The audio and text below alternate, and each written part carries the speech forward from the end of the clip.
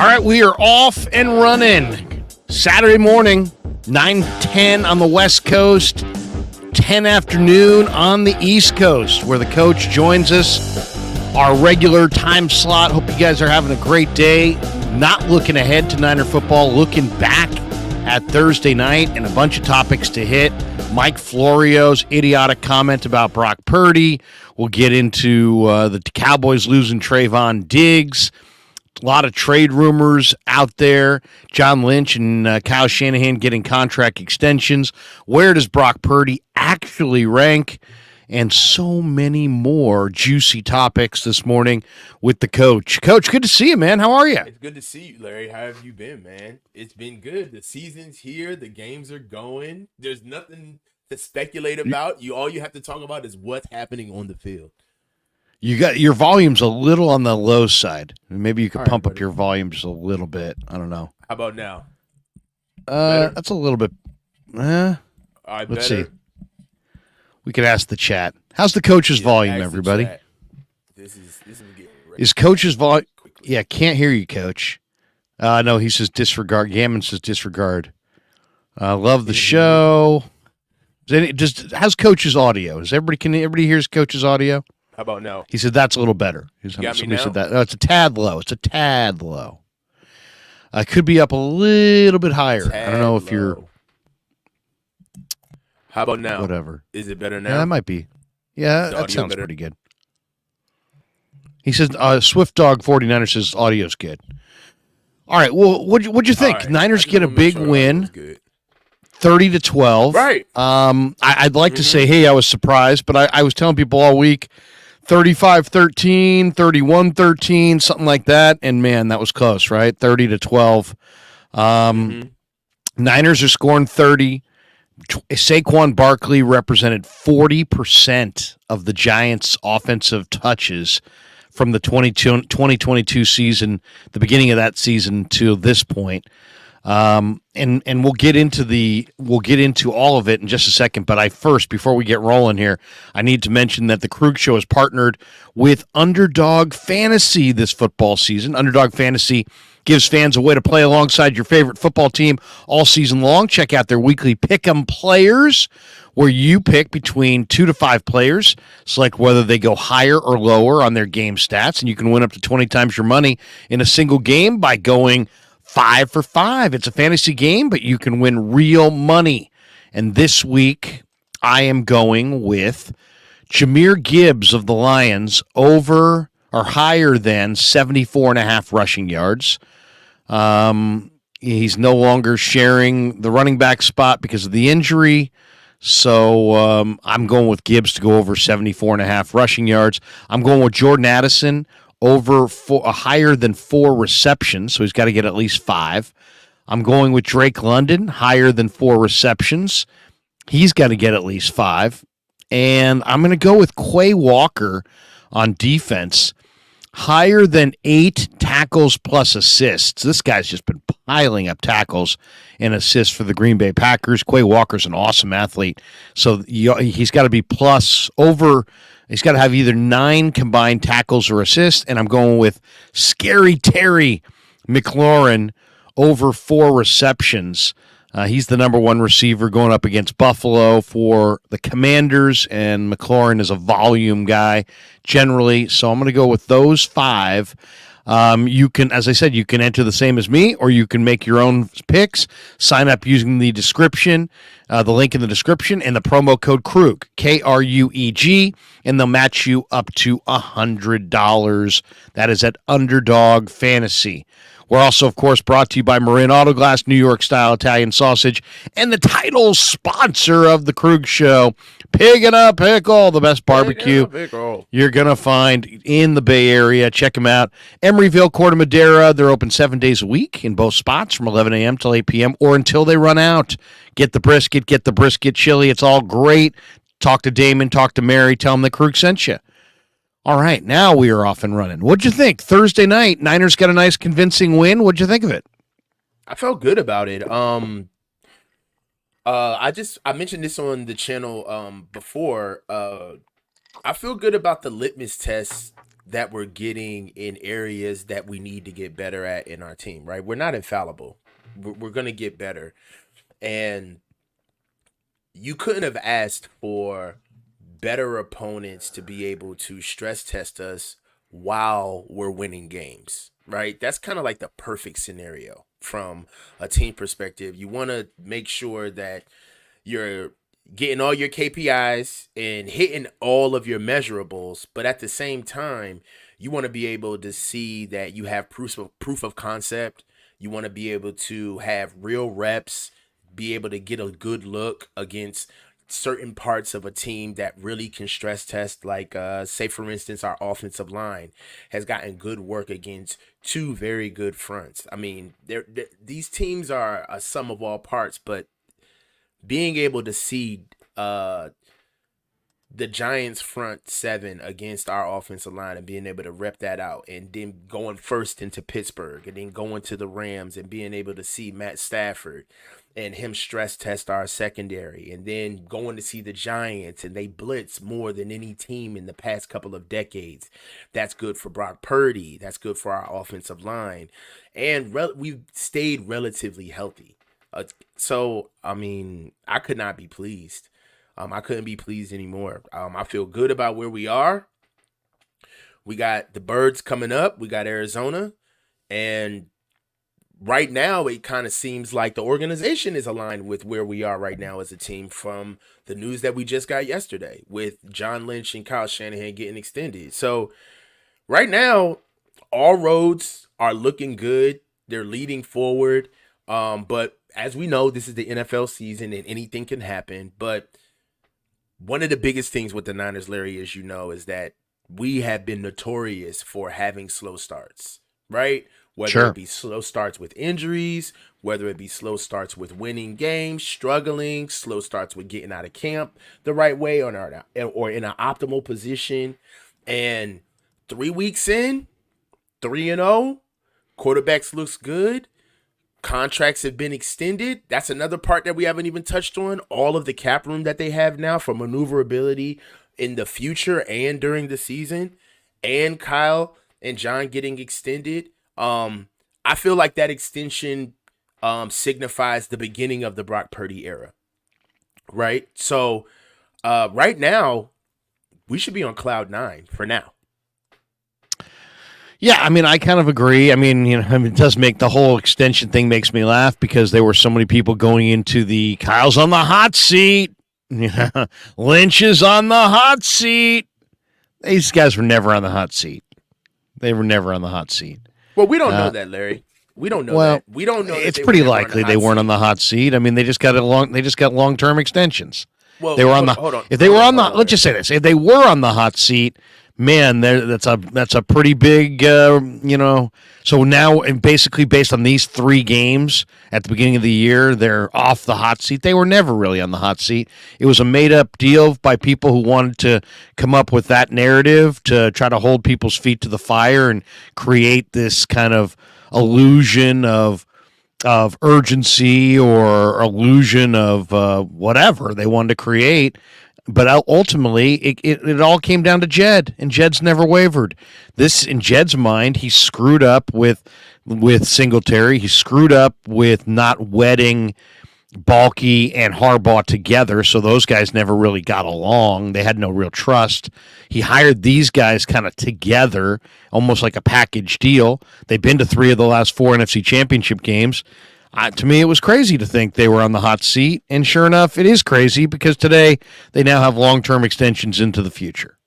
Well, let's slow down. Let's slow down. Put your pom-poms down for a second. All right. I love the way you bring me on here to take your victory laps, especially when you align with the organization. It's really cute. But let's have a real conversation. Okay. All right. Stop teeing me up. So look. Nobody. I never said you said it, by the way. Yeah, I don't think you ever did say it, really. Yeah, I never said it. But what I'm saying is that it's good to look at things for what they are now. We can chew bubblegum and walk at the same time. You yourself were on here with me talking about the possibility of how this regime would look and the consequences that would fall out if Trey Lance showed that he could be developed outside of this regime, and if Brock Purdy did not produce. Did we not just have conversations like that? Right. All right. Very speculative, considering Trey Lance is not even anywhere close to playing, and Brock Purdy's never lost, but go ahead. Well, I mean, it's kind of rich that you think it's speculative now, because I was trying to tell you that it was speculative in the moment, but you seem to be leaning towards the other. I got receipts, Larry. We can do this all day. So look, all I'm saying is that at the time, you were leaning into that narrative, all right? You were talking about the impending doom, or if there was a hot seat. And I told you at the moment that it wasn't prudent for us to be worried about hypotheticals, because that has not happened yet. What is happening now is that we had Trey Lance gone, Brock Purdy in the building, Sam Darnold as our backup, and essentially, who's the other kid? Brandon Allen as our third string guy, okay? But at the time, it was real sexy to talk about the what ifs. So all we're saying is that we know that contract extensions signify that the organization is happy with the regime, right?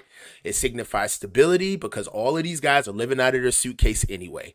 Everybody wants their kid to go to school for 4 years, all right, and graduate. So we get it. Extensions mean stability. Extensions mean you don't got to change your mailing address. You get to go to your regular Walmart and go to Costco. You get to go around the corner to Pig in a Pickle, right? But at the end of the day, you know that they can get the rug pulled out from under them at any minute. These things are front loaded, and they're happy for what's going on now. But if the organization is not happy with what's going on and the bottom falls out, and particularly if we start looking bad around the league, you know that those guys will get golden parachutes and get shown the door. So an extension is nice, but let's stop acting like it's ironclad, because it's not.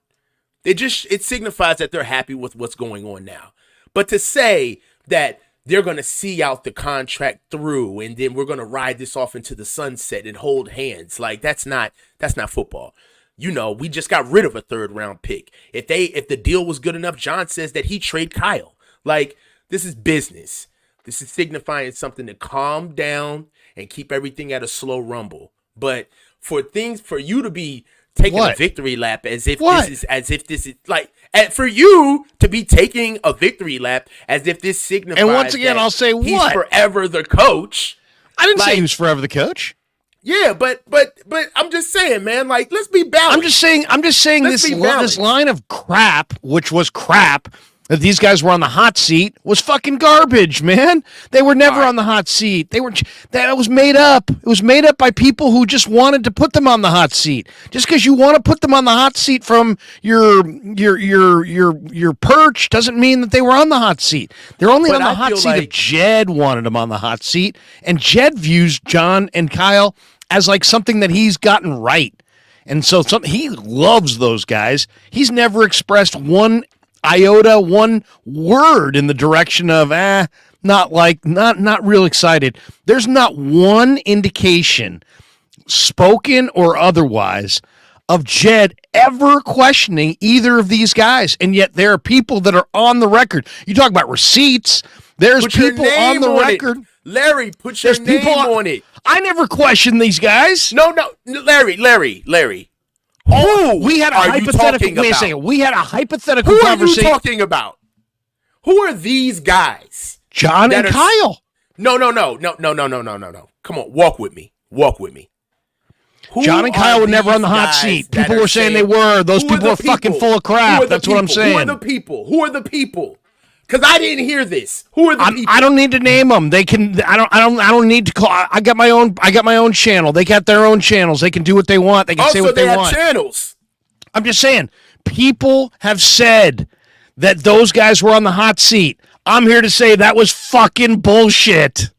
That's what I'm saying. That was fucking bullshit. They were never on the hot seat. They never were. Now, as far as our conversation about Trey Lance, I said, because I'm a believer in Trey Lance.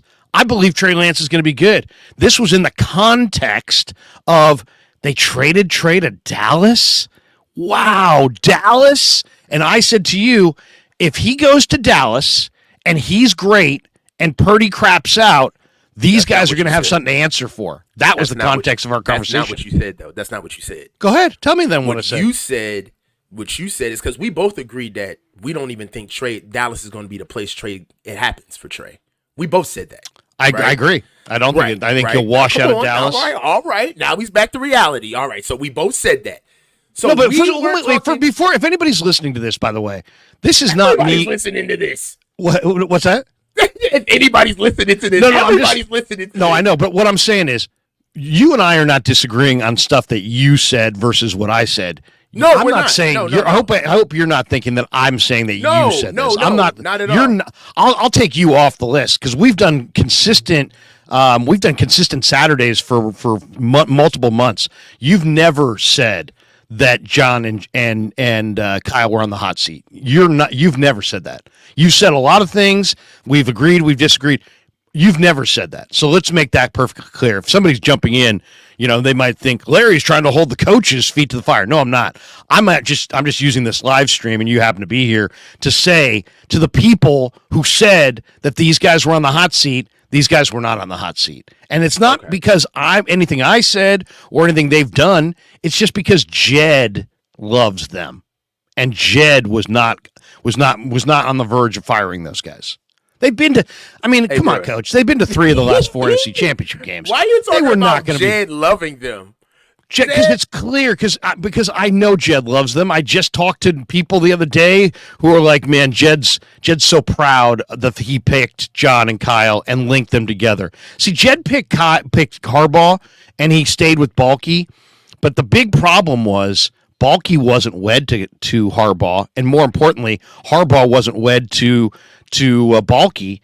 And 2 days after Harbaugh signed his deal, he went back to Jed and said, I want Michael Lombardi as my GM.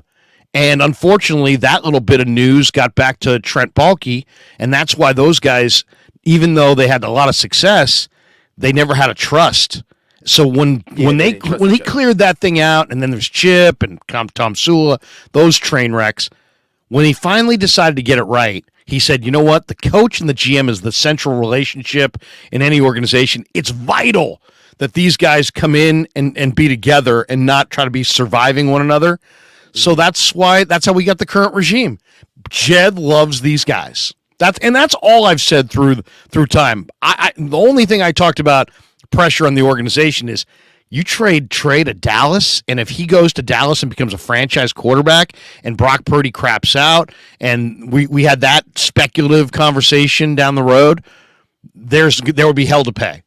And I still actually believe that if there, even though despite these contracts, that if Trey does go to Dallas and kicks butt and becomes a franchise quarterback, the next Roger Staubach or whatever, Troy Aikman, and they win Super Bowls with Trey Lance in Dallas, Purdy craps out, and the Niners never get to the top of the mountaintop, yeah, there will be a lot of unhappy Niner fans, and they'll be pointing the finger at Kyle and John. That's all I was saying. Okay. I mean, I'm not pointing at you. I'm just saying there were an awful lot of people who were saying that these guys were on the hot seat. And my point is, I never believed they were on the hot seat. And I just, potentially they could be at some point, but it ain't now. And it ain't anytime, they haven't been on the hot seat recently. Right. But that was a big talk of this offseason. These guys, Kyle, John, it's like, no. I'm not taking the victory lap. I'm not taking the victory lap on their decision. I'm just saying, the people that I've talked to around the team say that Jed loves these guys, and they were never going anywhere. Shanahan previously, by the way, signed a 6-year deal in 2020 through 2025. Do you have the details of this, by the way? I don't have the terms, but what I've heard is that Kyle's now making, what I've heard, now I don't know if this is accurate, making roughly $13 million per, which would make him, I don't know, who's the highest paid coach? I don't. Is that the highest paid? Can I ask? Can I talk to Google on your phone on the show? Yeah. I was about to ask. Hey Google, who's the highest paid coach in the NFL? On the website sportskeeda.com, they say Bill Belichick is the highest paid coach in United States professional sports, according to Sportico, at $20 million annually. Do you want a little more context? No, I'm good. It's Bill. Wow, $20 million a year for Belichick. Now, from what I've heard, he might be on the hot seat, even though he's the highest paid coach, because the Patriots have not played well post Tom Brady. But I don't know that, and I would be shocked by that. But I've heard that from my buddies in the New England area. Mm-hmm. But Lynch and Shanahan, the Niners are 3-0. They're 55-46 over 7 seasons, 6-3 in the playoffs. Shanahan previously, as I said, 6-year deal through 2025. He signed it in 2020. So he had, 2 more years on his deal, and they extended him. How long, I don't know. But they joined the organization in February of 2017, and since that point, they've won 2 division titles. They've appeared in 3 NFC title games, and they've had 1 Super Bowl appearance. And during Can I be the drama real quick? Can I be the drama? Yeah. How much of this, because of the timing, right? This is why I'm asking this question.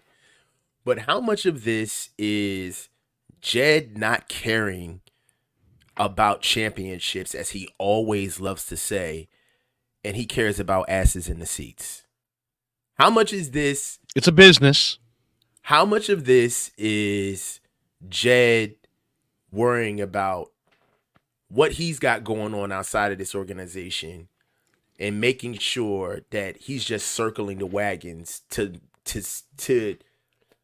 make sure that his chief asset is at least locked away and handled?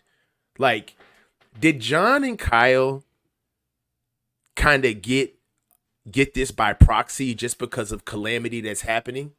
Or did they truly get this based off of merit? Because the reason why this is shocking is because wait, what's shocking? That they got extensions? That they got the extension on week 3 of the season. Oh, okay. Like that, you don't think that the timing of that is a little weird? It's a good question. It's a good question. Team? Like, and that's not a hater question. That's not me hating on the organization, but that's just like a thoughtful. There's analysis. A lot of people around you, Coach. A lot of people who agree with you, I should say. I put out, hey, Jed got this one right, and some of my followers on Twitter were like, hey, he should, Eddie, who's always used as the model, and people always kind of assume they know what Eddie would do. But a couple of the themes, one of the themes Eddie wouldn't have done it. Well, one of the themes that came up was that Eddie would have made him win the Super Bowl first. He would have made him win it. Yeah. There's a lot. I mean, I told you this months ago. I said Eddie would have fired him by now. You know what I'm saying? I said that. I don't agree. Here, can I express why I don't agree? Eddie had in some weird ways, this has the exact. It's like almost like a repeat of the DeBartolo era at the beginning. Eddie D hired Joe Thomas, and I talked to Eddie D about this years later. I said, Eddie, why Joe Thomas? Talk to me about that.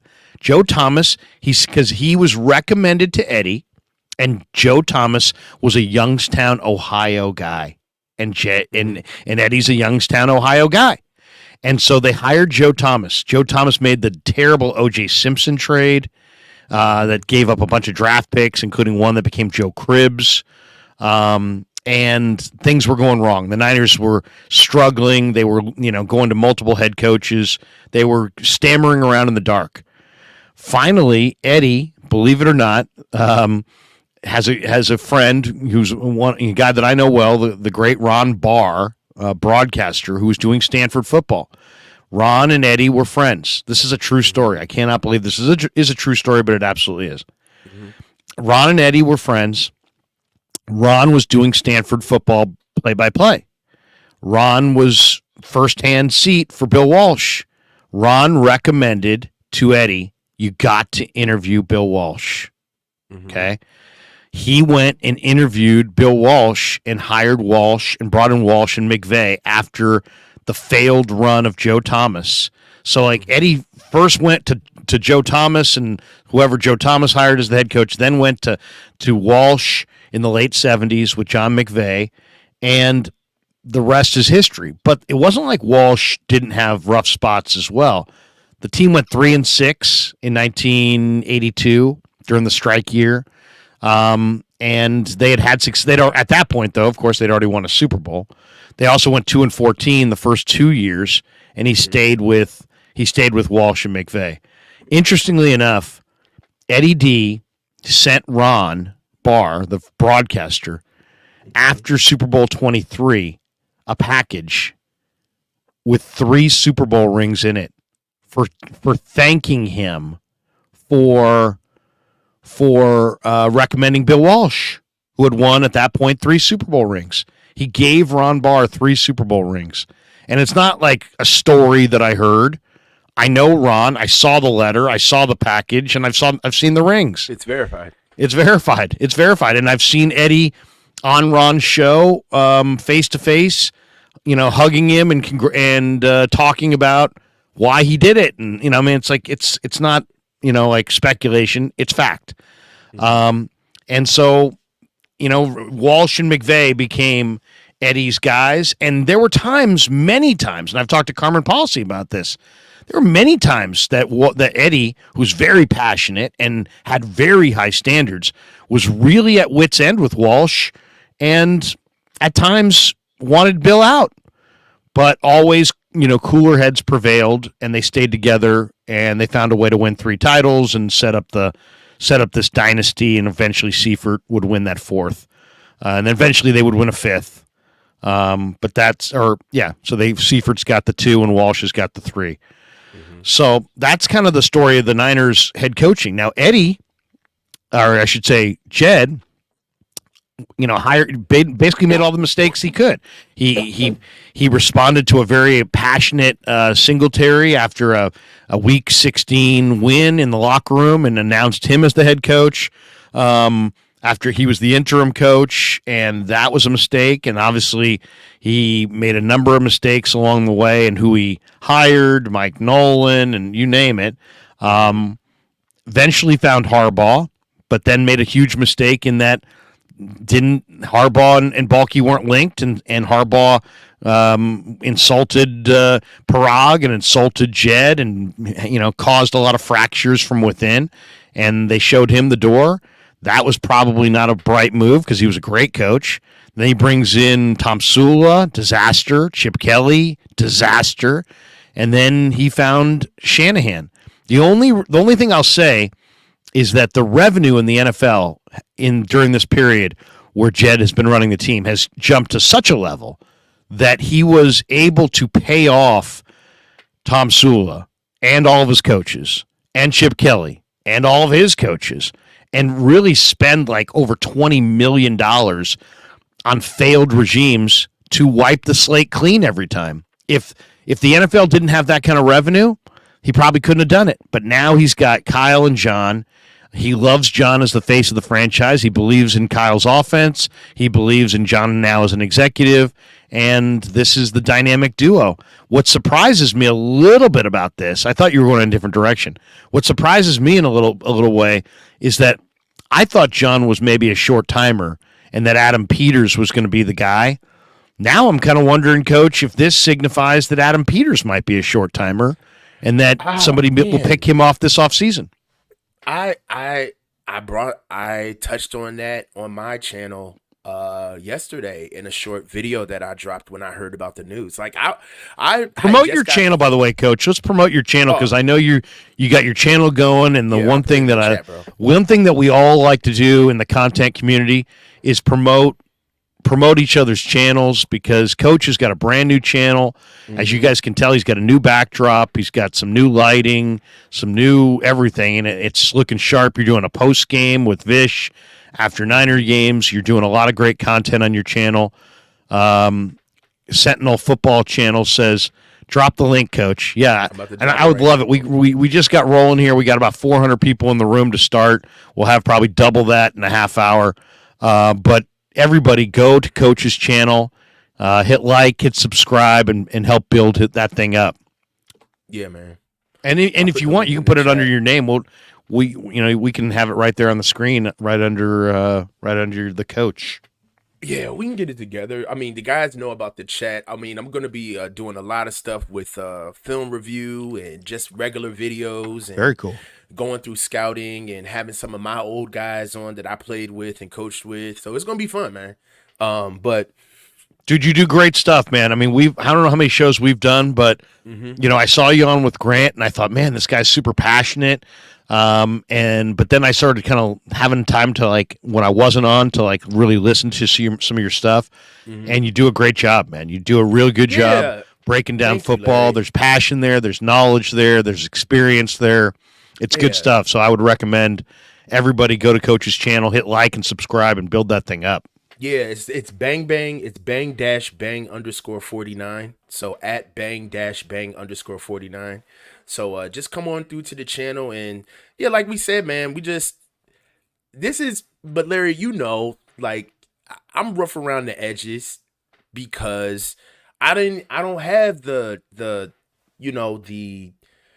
polish of media, right? And you don't need it. Right. One of the reasons why me and you connect is because this is really how football guys are. You know what I'm saying? Like, we are always speculating. We are always looking at things and evaluating and making sure that things are the best. And even when we win, we'll walk off the field looking at us like that was the shittiest win of all time.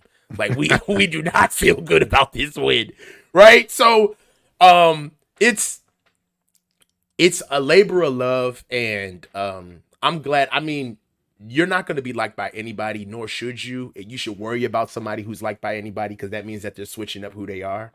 But I'm just worried about the people that are worried about me, and it's going to be a good ride. But what also I wanted to touch on after we finish talking about this channel is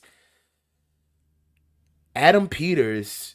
Where is his headspace at right now with this news that we found out yesterday? I mean, where does he sit? He's been like the de facto GM in waiting. He's obviously talented. He's brought in many players that have done great for us. And he's every offseason, we're holding our breath to see, whether or not he either turns down the interview or if he goes through an interview and it works. At this stage of the game, Adam Peters is just turning down people he doesn't want to go to. If he wanted to be a GM for somewhere else, I'm under the impression that he could. What do you think, Larry? Well, I've got a vague recollection that he turn down the Lions? Who did he turn down? He turned down somebody for an interview, I thought. Vikings? He turned down somebody and said, no, I don't even want to do the interview. Because I think he's from Cupertino. I think he's a Bay Area guy who wanted to be here. Here's the thing. I think, you asked the question before, has Jed lost his desire for the Super Bowl? I actually think that Jed, John, and Kyle, all three of those guys, they live for the Super Bowl, because I really believe that all three of their legacies, I think they all made men as soon as they win one. John's already a Hall of Fame safety. He's got great respect around football. People don't know what he is as an executive. If he wins the Super Bowl, that validates his entire career as an executive. And who knows? He may not be a long-time guy because he's got a family and other interests if he gets that Super Bowl. Kyle is the greatest coach in the league that's never won a ring. He shakes that label and is validated and is probably a Hall of Famer if he gets a ring.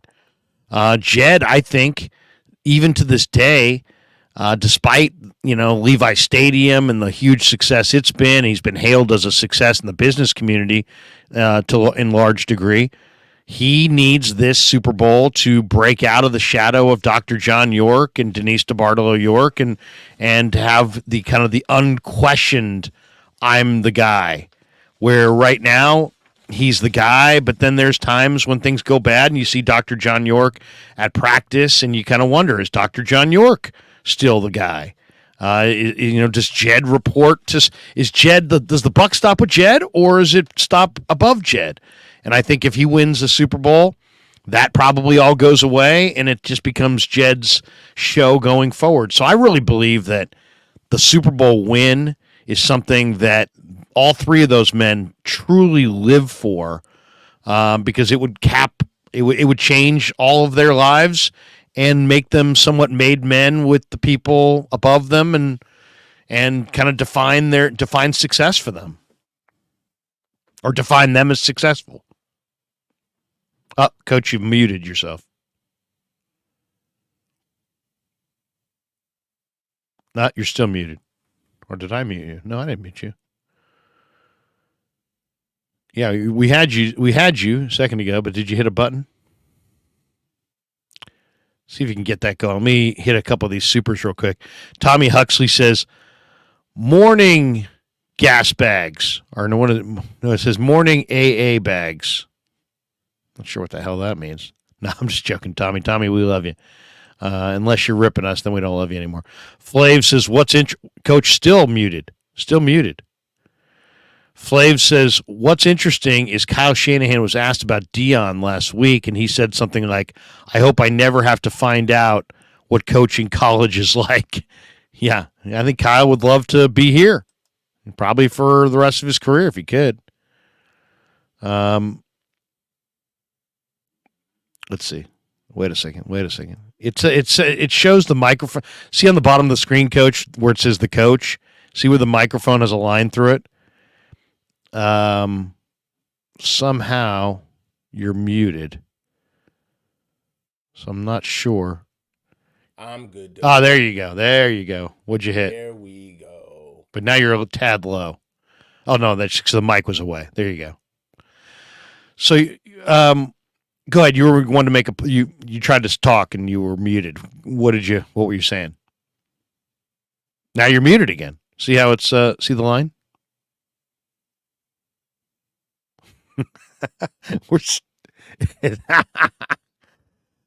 I'm not sure what happened. Let me check. There you go. I'm saying now I'm saying you're a lot good. Of Now you're over good. Here. I'm getting a mother. Okay, so I'm trying to calm down. So I understand that it sounds good that they want to get a Super Bowl and they're validated. They will be validated by all of the past people that actually had success with the organization that predated them. That makes a lot of sense. But it's a business, Larry. It's a business. And one of the biggest things about not winning is not making money. That's what sucks about not winning. We're not making enough money. And for the bills that are spent, this is a cool, I know I do have Grant's old mic. So for the bills that are spent, I just feel like what they're giving the organization is a deal. It's a steal. They're making way more money than what they're paying these guys for these contracts. So it works until it doesn't, right? So I don't want to be, Larry, you know how this works, man. Like they got the contract extension, cool, until if they start losing or if something happens, it's not like they can say, well, we got a contract. It's like, no.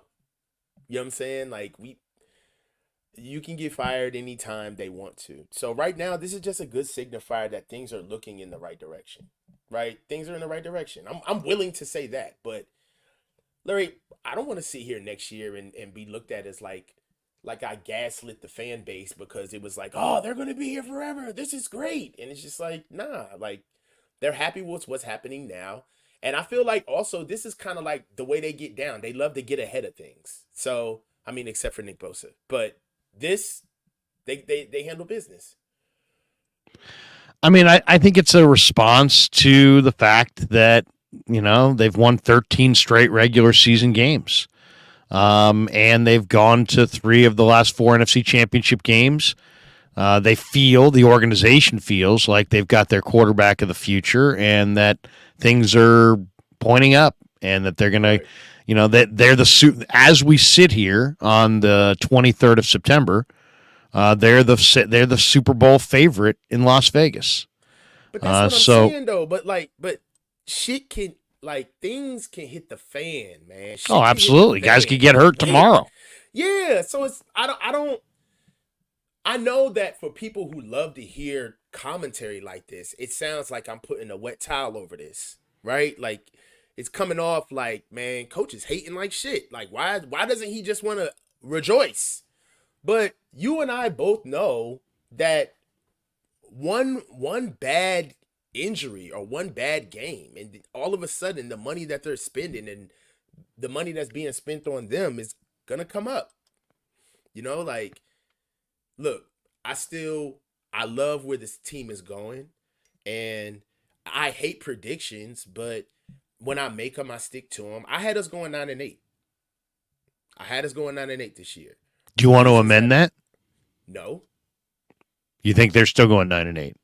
No, I mean, no. What I'm saying is that when you make a prediction, you can't change the prediction. Well, I'm just saying. I know you made the prediction. I'll be okay being wrong, but I'm not going to come back and say, now that I've seen them after 2 games, I really think that. Well, you could amend it. You could say. No, well, you could amend it.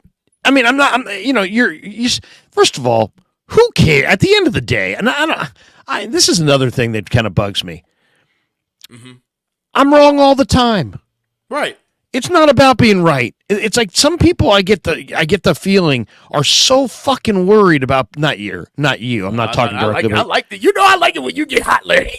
But some people are so fucking worried about their credibility that I've never been wrong. It's like, what? Come on, man. That's not human.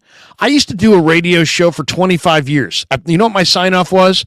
All right, thanks for listening, everybody. And remember, Larry Krueger, often wrong, seldom in doubt.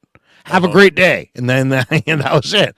And because if you're sitting in front of these things, the microphone, and you make your proclamations and predictions, we're all going to be right.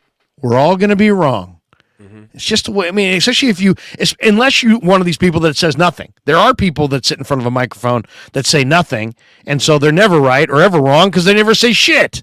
Right. But if you actually have some balls and put it out there and have some courage of your convictions and make strong statements and go against the grain and make predictions and, say, you're going to be right and you're going to be wrong. That's the thing. I'm going to keep it a buck. Like, I'm not saying change what you originally said. I'm just saying, do you still believe 9-8? Or do you think they're going to win more like 11 or 12? I believe 9-8. Okay. Right. Do I still believe 9? No. I don't believe 9-8. I don't believe that they're going to lose 8 games this year. However, what I'm saying is that it's not about being right. It's about getting it right. You know what I mean? And I feel like a lot of the fan base and people that are on my channel and your channel, sometimes they love to wait for that moment where somebody's wrong. You know what I'm saying? Or you're not right. And it's just like, you don't get it right unless you realize along the way you have been wrong, right? And you have to understand why you have been wrong. If anybody sits me down and asks me, why do you think the Niners will go 9-8? I'll tell you right now, right? I had to worry about the right side of their offensive line. I didn't know if they had any depth behind Elijah Mitchell. J.P. Mason, we didn't know what he was going to be coming in. Brock Purdy, coming off of an injury, didn't know if he was going to be ready to go. Right. On defense, we lost Jimmy Ward. We're bringing in a brand new defensive tackle who we just signed. We don't know new coordinator. New coordinator. We got brand new pass rushers on the other side where we still got to figure out who's going to play opposite Bosa. We still had to sign Nick Bosa on top of it. And we lost Jimmy Ward. And we didn't have a first round pick. Like, for me, and the way we lost the season last year, that was a little traumatizing. Like, the way we lost last year was not like a regular loss. Like, you had to sit through that shit. So, for me, the rest of the league is playing football as well. And I felt as though that we were going through a quarterback competition in the middle of the offseason while everybody else was getting better. Had us going 9-8. Didn't know if Trent Williams was going to be what he was this year coming in, if he's going to be the same Trent. And we still really, a lot of those questions still aren't even really answered, right? But they're just put on the back burner because we won 3 games. Right. But really, that's why I had us going 9-8. Let's go back to Thursday night. Niners get a win, and it was impressive. But it was the New York Giants, and the New York Giants are flawed. There was no Saquon Barkley. Barkley represented 40% of their offensive touches since the beginning of last year, so to not have him was huge. And it wasn't like the Niners were perfect in the game, but the Niner D-line overwhelmed a giant O-line that has a rookie center and an injured left side of their line. And and the Niner receivers, even without Brandon Ayuk, were too much. Debo in particular for a giant secondary that isn't very good. And the Niners went out and dominated that game. I thought there were a lot of positives. There was, Kyle found a way to make it roughly balanced offense, 37 passes, 39 runs. He found a way to use other backs besides CMC, Mitchell, Mason, Juszczyk, Debo. Those guys combined for 16 carries while McCaffrey got 18. They found a way to win without Brandon Ayuk. And they dominated the time of possession 2-1, and they beat the Giants 30-12. Defensively they kept Daniel Jones hemmed in the pocket. Right, he only had 2 runs for 5 yards. He had run for 60 the week before against Arizona. They totally limited the Giants' explosive plays. The Giants' longest reception was 18 yards. They only had 2 receptions all night over 10 yards. They didn't have a single 10-yard run, so the Giants had no explosives, while the Niners had several explosives. Right. And the Niners won going away. There was a lot of talk about Brock Purdy. Purdy did not look sharp on the first drive, but I thought he looked really good after the first drive. Give me your thoughts on Thursday night from what you saw from Brock Purdy, because it wasn't a vintage Brock Purdy performance by any stretch. But then when you mix in the fact that, man, the Giants blitzed the Niners on 33 of 39 dropbacks. Historically, I can't remember a game where a defensive coordinator brought the blitz 85% of the passing snaps. And Purdy beat the blitz, 20 of 31, 247, and 2 touchdowns. What'd you think of it? I mean, I thought Brock did phenomenal. I mean, from a holistic standpoint, he started slow. And he was inaccurate, right? And he threw some 2 near picks in the first drive, just in the first drive. But he battled. And some of his best throws were after some of his worst throws, which is very important to me. He showed resilience. The third down throws were very good, even though we weren't that efficient on third down that day. The dagger to Debo, the fade, that was on third down. That was against a 0 blitz. Everybody would bailed out to come get him in that play. On the touchdown in the fourth? Yeah, on the touchdown on the fourth, yeah. We looked really good as far as the left side of the offensive line. The right side still struggled. But I got to see the film, but I get a feeling that Kyle is getting really creative on the right side of the field to be able to get production, right? He's doing off tackle. He's running off script. He's doing a lot of screens over there, getting the ball out quick, giving the boys an opportunity where the ball is coming downhill. So it's a labor of love. I will say this. There are better linebackers in the league than Micah McFadden, and we need to really get something to stay on top of that. They were shooting all day. Micah McFadden had a day against us. Did you notice him? He made a lot of tackles. I'm not a Micah McFadden guy, but he had 10 tackles and 9 solo, 4 tackles for loss. Yeah, I'm not a Micah McFadden guy, and yeah. I called him Michael. Always Micah McFadden. He played at Indiana. Mm-hmm. So I mean, for what we did against the Giants, they're a scrappy team. They're sticky in coverage, right? They're not bad. I liked what we did. I think it was a solid, good win against a really tough NFC East foe, and I'm looking forward to seeing what we're doing against Arizona. I do like the fact of I do like what the Giants did against us defensively. They gave us a really different look. They mugged up. They stayed with a 5-man front damn near the whole game. And they were really trying to challenge us across the entire offensive line, trying to look for weaknesses. That's part of the reason why Michael McFadden had so much of a day, because he could just shoot all day. All the gaps were untouched at times. Yeah, he could shoot all day. And maybe that could be something maybe that could be something that we see down the line. What's interesting about that too is I watched the all 22 of Giants Cowboys and then Giants Cardinals. The first 6 quarters, Giants did not really blitz. They leaned on their front four to develop a pass rush. They had 0 sacks, 0, and they got outscored in those first 6 quarters. Wait for it, 60-0. Okay, so then Martindale comes out second half of that Arizona game and brought the freaking house on Joshua Dobbs. And at the end of that game, I thought to myself, you know what? He's going to bring the house next week. He's got his front four is not getting it done. Thibodeau's got 0 sacks. They're going to blitz Brock Purdy to death. And sure enough, they did. And Purdy started slow and he had some really bad passes, I thought, on that first drive. The one that went to Kittle was a lollipop that Kittle knocked out of the air. The one that went to Debo should have been picked.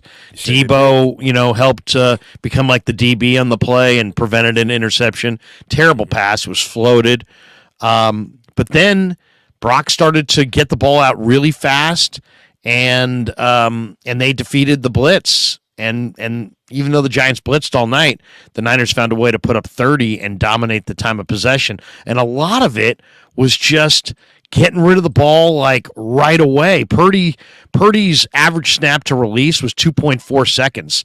That would be the 3rd fastest time in the NFL this season if you looked at all 3 of the first weeks of the year, behind only Tua and Burrow. So, the Giants blitzed at this wild rate, and the Niners' response was get it out quick, and Purdy did it efficiently. Now, before we move off the offensive line, I'm not as concerned about the tackles because I really think McKivitz is going to be better, and Trent is Trent. But this is an interesting stat. There's a great article up right now this morning on the singular weakness of every team in the NFL. And it's a great article. I went through it and took notes on it. It was really good. When it came to the Niners, they point to the interior of the offensive line, which, by the way, Banks gave up his first sack yet. He had been really good in the first 2 games. But listen to this, Coach. The Niners' front 3, Banks, Brendel, and Burford, have given up 21 pressures and 17 quarterback hurries through 3 games. How concerned are you about those 3 guys?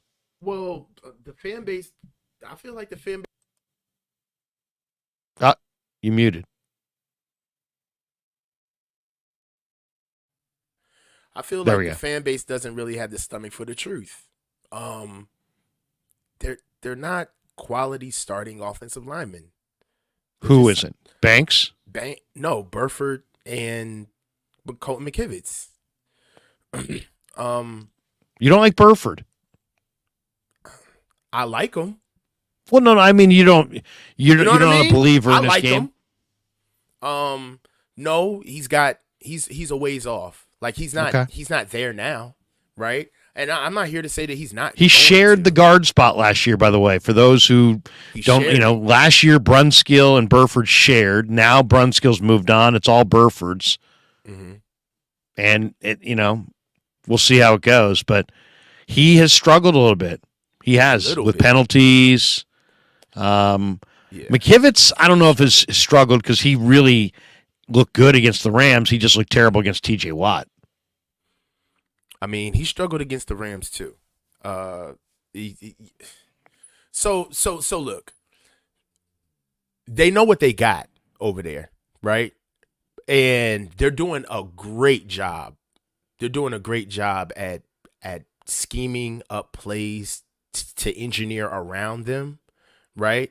And there are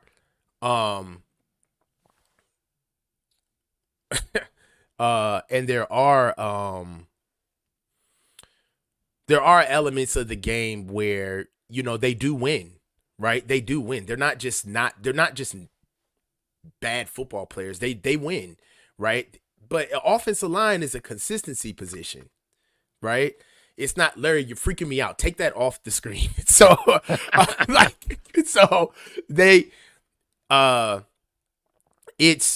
I'm telling you, it's it's a consistency position. And even if you are doing well or not getting noticed or barely making it through a rep, when you do give up that sack, when you do give up that pressure, there are things that have to be engineered around you, and you can cause games. And what I'm saying is that through 3 weeks, I'm not talking about Niners fans. If it's just about us, they're ours. We love them, right? We love them. They're ours. They're inexperienced. They just need time to get better. If we're just talking about the right side of our offensive line as fans, but to the rest of the league, teams are coming up saying the right side of their offensive line is compromised. That's where we have to attack. That's where we have to we can win a game by going on that offensive line on the right side. Like that, and that's the truth. You can't call somebody a hater for pointing that out, right? Like they're suboptimal over there. And really, they're going to play their way through and get better, right? Because you do need game reps to play with somebody next to you so you can feel comfortable. And there's a lot of processing issues that they have where it's not like one-on-one Colton's not strong enough or one-on-one Spencer is slow. Like it's not necessarily always singular issues with them, but some of their issues are MAs, missed assignments. Some of the issues are timing, like Spencer's running too fast for Colton to catch up behind him on a combo block, or some of it is feel. Colton is running too slow on a combo block on the outside when he's reaching, and Spencer is waiting on him too long and then gets caught up and somebody's cutting off Spencer's backside when really though it was supposed to bounce, right? So they have a lot of processing issues on top of their individual issues with being players. So it's kind of like a dual situation that's happening at the same time. And then it's not even like they're struggling. It's not like Aaron got to struggle, sit down, and then he gets to play next to Trent, right? Where Trent is going to pace him through and make him right. You know what I'm saying? But what kind of is a disadvantage for Spencer and Colton at times is they're both inexperienced and they both play together right next to each other. So sometimes, it's the blind leading the blind sometimes. Like you can tell that they're both trying to search through the play. That's my main point. Tommy Huxley points out that McKivitz had 0 pressures given up Thursday night. Yeah, Thursday night he was pretty good. The communication was good. I'll give the Niners credit. I thought when Martindale brought blitz all night long, put a lot of pressure on Purdy, put a lot of pressure on Jake Brendel. All night. And the Niners handled that pretty well. When you look at how many times Purdy was sacked, only twice. How many times he was hit all night, it was not a high number. So I think the Niners did a pretty good job. One more super here. Jason Lutz says, San Francisco offense gets significantly better after the bye. Can that happen this year? If all the small miscues disappear, this team can be scary. Yeah, if they hone their game and get better, continue to get better, it could be really, really good. Mm-hmm. I'm so excited for today's live stream, Coach, because sometimes I organic and just don't plan anything and we just take it whatever direction, especially when we had like a primary topic in the off season. Now that there's so many different things out there, I really planned. Anything. There's so many things that we can talk about. I want to share the screen because there's a couple things I want to show you that are going to be really, really good to talk about. Here is the first one. Let me do this. Let me see if I got this right. Yeah, here it is. Okay, this is Mike Florio with now Florio's a donkey as far as I'm concerned. I am not. That's my words, not the coach's. But here is the most asinine thing I've heard from this moron in a while. You do not like this guy. No, this guy's a turd. I don't know whose lawn this guy's mowing, but my God, get this guy off the air. Okay, here he is with Peter King. Listen to this fucking take. This might be the fucking biggest joke take I think I've ever heard. This is how me and Larry talk off air, by the way. This is how we talk off air. Listen to this donkey take. Listen to this one. I think when you think of a franchise quarterback, you think of Joe Montana. Dan Marino. Two right? Italian names. Brock Purdy is just kind of a weird name. It doesn't sound like a franchise quarterback name. Purdy's a little too close to Turdy. I just think people have a hard time looking at that name and saying that's a franchise quarterback. I know when I first saw that name. That easily is the most ridiculous point you've ever made. That's easily the most ridiculous point you've ever made. Yes. That's absurd. That's one of the silliest things I've ever heard. I guarantee you I'm not the only person that's like, well, that's not a quarterback name when he first landed on the radar screen last. What the hell? That's what, Coach. Your comments on Brock Purdy. I like how an Italian guy says that Joe Montana, Italian name, that's a quarterback's name. Dan Marino, that's a quarterback's name. Brock Purdy? It sounds too close to Turdy? What? Somebody yank that guy's sheets. My God. Coach, you're muted. Oh, and we missed a great line. And a great you're still muted. There we go. What in the blue fuck is he talking about? His name rhymes with Turdy? I mean, come on. What is it? Was it a slow day at NBC? What the fuck was that? What is that? What is that? The shit that they talk about on Peter King was sitting there listening to that shit. Peter King, it's like we're all noticeably dumber for having heard that. That's just and that's these the are the kind people of stuff that we this click guy's on. What do you think Florio make? Can you ask hey Google, how much money does Mike Florio make annually? Sorry, I don't have any information about that. You goddamn right. Nobody has information about that shit. What is he talking about? Whatever it is, it's too fucking much. Come on, man. Jesus. Like, bro, and that's the shit that let's talk about it. That's just so bad. And what if he had said that about somebody with some kind of a foreign name or something? He'd be bro, only because it's Brock Purdy can he get away with that. If he said that about exactly. I mean, if he said that about somebody else, he'd be fired. I'll say it. If Brock was black and he made that comment, the outrage would be through the fucking roof. He'd be done. He will be done. He will be done. That's a fucking blind spot. And he makes these gaffes all the time. He always does this shit. You know what I'm saying? So for me, bro, it's embarrassing, bro. It's like I thought you were like a vet at this shit. I thought this is what you do. I mean, that's all I really have to say about it, man. Like when he said, I didn't even hear the rest of the comment. Like I heard Turdy and just got up and walked away. Like I'm done. I'm done. Retweeting it saying Florio retire. Just retire. That was dumb, man. Oh, that was dumb.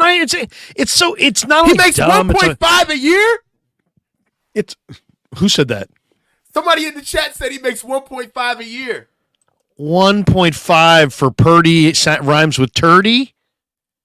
Oh my God, that's bullshit. You got to. Hey, look. It's like a kindergarten take. It's like poo poo. Yeah, it's weird. It's not that dumb. I'll say this. That's just embarrassing. I'll say this. I know. I hope the Niners go to the Super Bowl and that little take gets revisited. He's got to say his name exactly, right? But this is what I'll say. I love football. Like, I love football.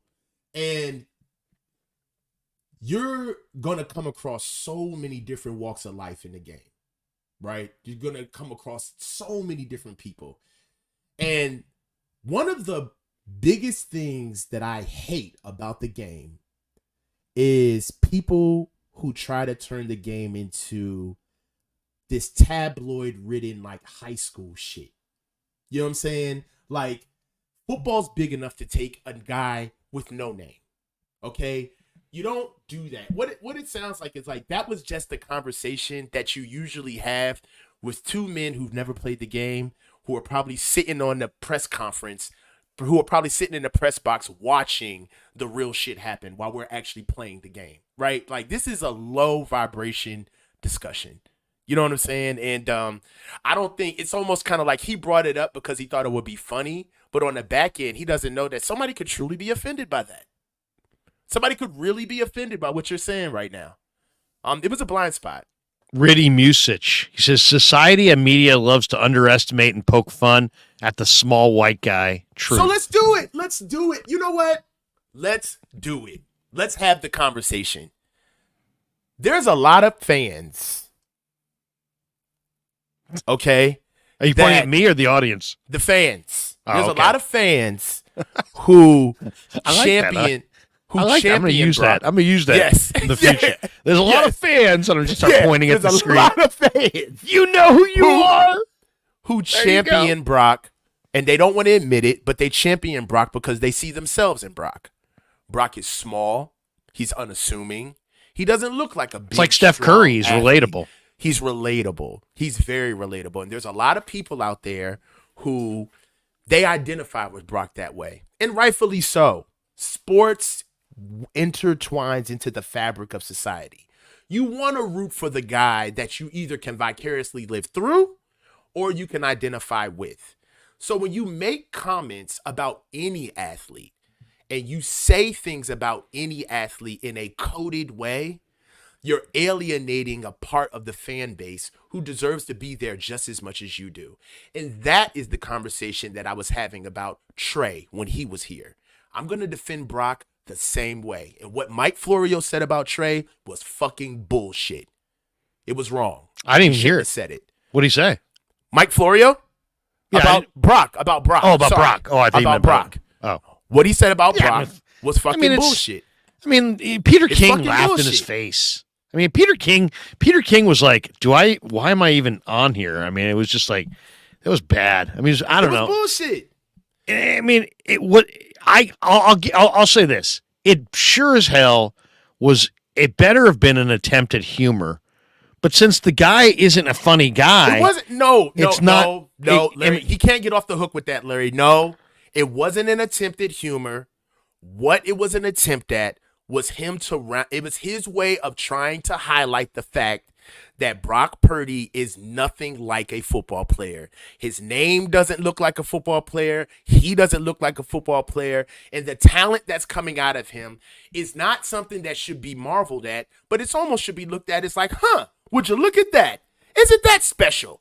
Isn't that crazy that this little white kid can come out here and run around the field and do good things? That's what he was trying to allude to by making fun of his name. And he was wrong. He was wrong. All things play, bro. All things play. He was wrong. I'm not a Florio guy. Now, here's one other thing that I got to show you. And this is only loosely related to football. Mm-hmm. But you are such a great person to go through these things with that I got to get your thoughts on this, because I've got my own thoughts on this, but I want to get yours, and I know you'll give us your organic breakdown on this. Here we go. Let's see. Wait a second. Here it is. All right. This is a fight at the game the other night, and this is just becoming all too common. Mm-hmm. All too common. Here we go. Now watch this. This is like two women fighting. A guy grabs the woman's hair, throws her down. Some other guy comes in and kicks. This is at the Niners-Giants game the other night.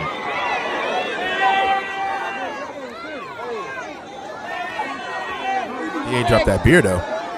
He's very talented. He ordered that beer. He just swung and missed. Now he's throwing. Now this other guy comes in and kicks. I mean, anytime you're kicking, I mean, that's bad. Yeah, you're wilding. He's punching. We get another look at it. Guy's got a nice chain. Those Niner chains are real popular. He's got the party and he's got the business in the back. The party in the back, business in the front. Yeah, the mullet. I mean, he's that's punching through a thing. I mean, that's a nice black varsity Niners coat.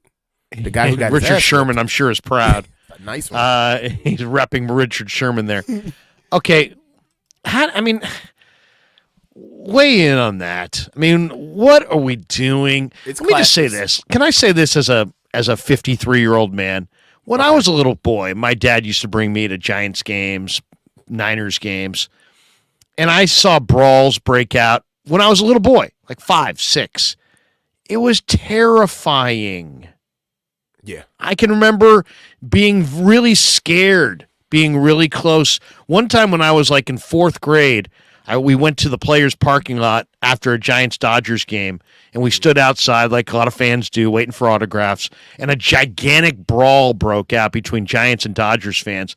And I got kind of swept up into it, and I'm like in there, and I'm getting stepped on, and people are falling on me, and I wasn't throwing blows, and nobody was punching me, but I just was close to it, and guys like behind me got into a fight with guys who were in front of me, and I was in the 3rd or 4th grade, and I'm like on the ground, and my buddy's like dragging me off the cement, and I'm getting stepped on and kicked on, and it was terrifying, terrifying.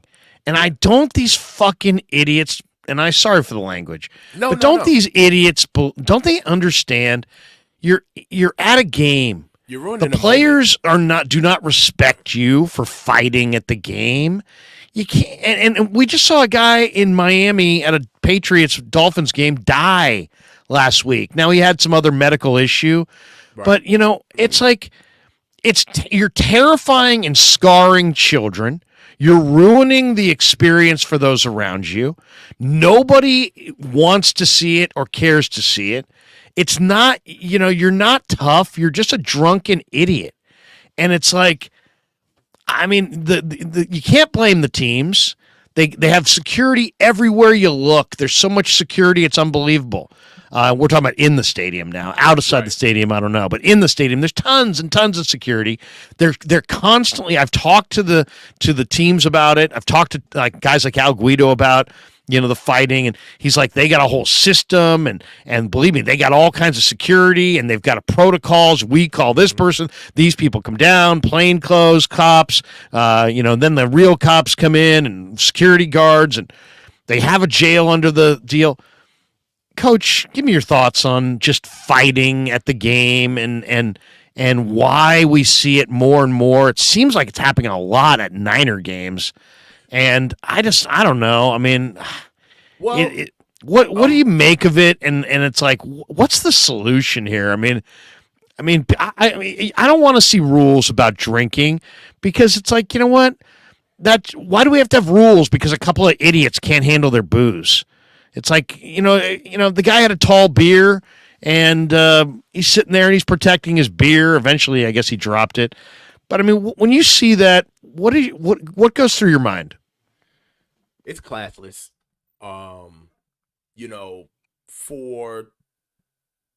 For some time now, you got to understand what football games are for. It's a family event.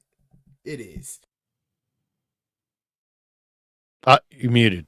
I got you. There you go. People are bringing their kids. Now your volume's really good, by the way. All right, people are bringing their kids, and these games. The games are not inexpensive. These are expensive tickets, man. So when you fight inside of a venue, you're essentially throwing and ruining somebody's entire experience. I gotta be honest. I like to push things to the letter of the law. Like I like to argue about sports. I like to mix it up, and I've been to games and made people my friends by the end of the game. Before the game they hate me. By the end of the game, we're all on the same page, right? Because we're just trying to win. But the fighting. All right, look. So I'm in security. I did security for a long time. I got a security business that I did club and event security for over a decade. You got to make an example out of somebody. So I'm gonna talk about this professionally. First things first, they don't got enough men in the building. And I'm not saying that you got to have a Gestapo style with 2 men every third row. But you do need to beef up security. It's not really that good. Second of all, they need more coaching. I mean, not coaching, but they need more police officers actually there. people would think twice if they knew they were going to get arrested for fighting, right? Not removed from the venue, not banned from the venue, arrested and then banned from the venue, right? This things need to start happening where people need to start thinking twice. I mean, I hate to put it like this. You don't have to put any restrictions on alcohol, but it would be nice to kind of see like a last call effect put throughout the NFL. Like there does need to be a moment. I mean, if you could do it in clubs, if you could last call in clubs and last call in events, you can last call at a stadium, right? And really, I know that the time before, I think like I forget the time where they stopped selling alcohol, but people are getting there for like a night game early. I mean, I was there at 2:00 in the afternoon, and I did a radio hit, and I had to park in like it was at the Hilton, which is like in the one corner of the parking lot. Let's say it's back left corner, and I had to park in the front right corner and diagonally across the parking lot. And man, I mean, the pregame party is. People are getting it in. I mean, people were recognizing me and being, Krug, take pictures. So I took some pictures. I couldn't get across the parking lot without taking 2 shots of Patron because and like also this is California too, man. Like people just love to tear it back and just throw back drinks and get high and just I mean it ain't no wrong with getting high and getting drunk. I mean seriously, do what you got to do, and if you're having fun, God bless you. But to me, it's not the people who are getting high, by the way, are not the ones throwing blows. It's probably these, people are wasted. Or I mean, but I just kind of wonder if it's just like has nothing to do with the alcohol, and maybe these fans would be fighting even if they were sober. I don't know. I mean, look, man, we live in America. Without saying what I need to say online, I ain't fighting nobody. I ain't swinging. So, look. You ever had anybody swing at you in a game? In a game? Or at a game? I mean, like not in a game, stands? in the stands. Boy, please. I wish I might. Ain't nobody swinging on me, man. And if you swing, you better knock me out. Look, man. We ain't. You don't seem like the kind of guy that would be bullied in the stands. We ain't having that. We ain't doing that at all. That ain't happening. Don't let this football shit fool you, bro. Don't let this Niners shit get it twisted. Like, we ain't doing none of that. Ain't nobody putting their hands on me. And really, I'm all about de-escalating. You know what I'm saying? Because really, people see how big you are, and they automatically gonna get nervous and do something stupid. So, my whole How big are you, Coach? What are your dimensions? I'm 6'4", 305. 6'4"? Yeah. 6'4", 305. Jesus. Yeah. I'm 6'2", 235. Yeah. And it's like people sometimes, people come to me. I thought you were a gigantic fat guy. And I'm like, no, I just have kind of a fat face. Yeah. I mean, I got a fat face too. I got a fat hand too. Like, keep playing. Like, I got a fat trigger finger too. I'm not playing. Like, I'm not like people are way too like people who like to fight a lot haven't met the fight that they don't like. You know what I'm saying? It's like if you a grown man and you like to fight a lot, you ain't fought enough people. You ain't fought the right people. You know what I'm saying? So Scott says, "Damn, Coach is a big ass dude." Yeah, like so. I'm not getting. Ain't nobody swinging. Like you gotta understand. Like a grown man that still likes to get in, fisticuffs. He ain't met the right match yet. He ain't met somebody who left him stinking. So, all I would say is do it. We say a lot of things like do it for the kids. You know what? There are children at these games. There's old people with medical issues at these games. Just remember that. I mean, not that those people are getting beaten up, but you're scarring these children, and you're potentially going to kill one of these seniors. And it's like, over what? Over what? Look, I'm a Giants fan, and you're a Niner fan, and F you, and my D line, your O line. I mean, come on, man. You ruining the day for the babies. The babies is there to see their superhero football fans, their superhero football players.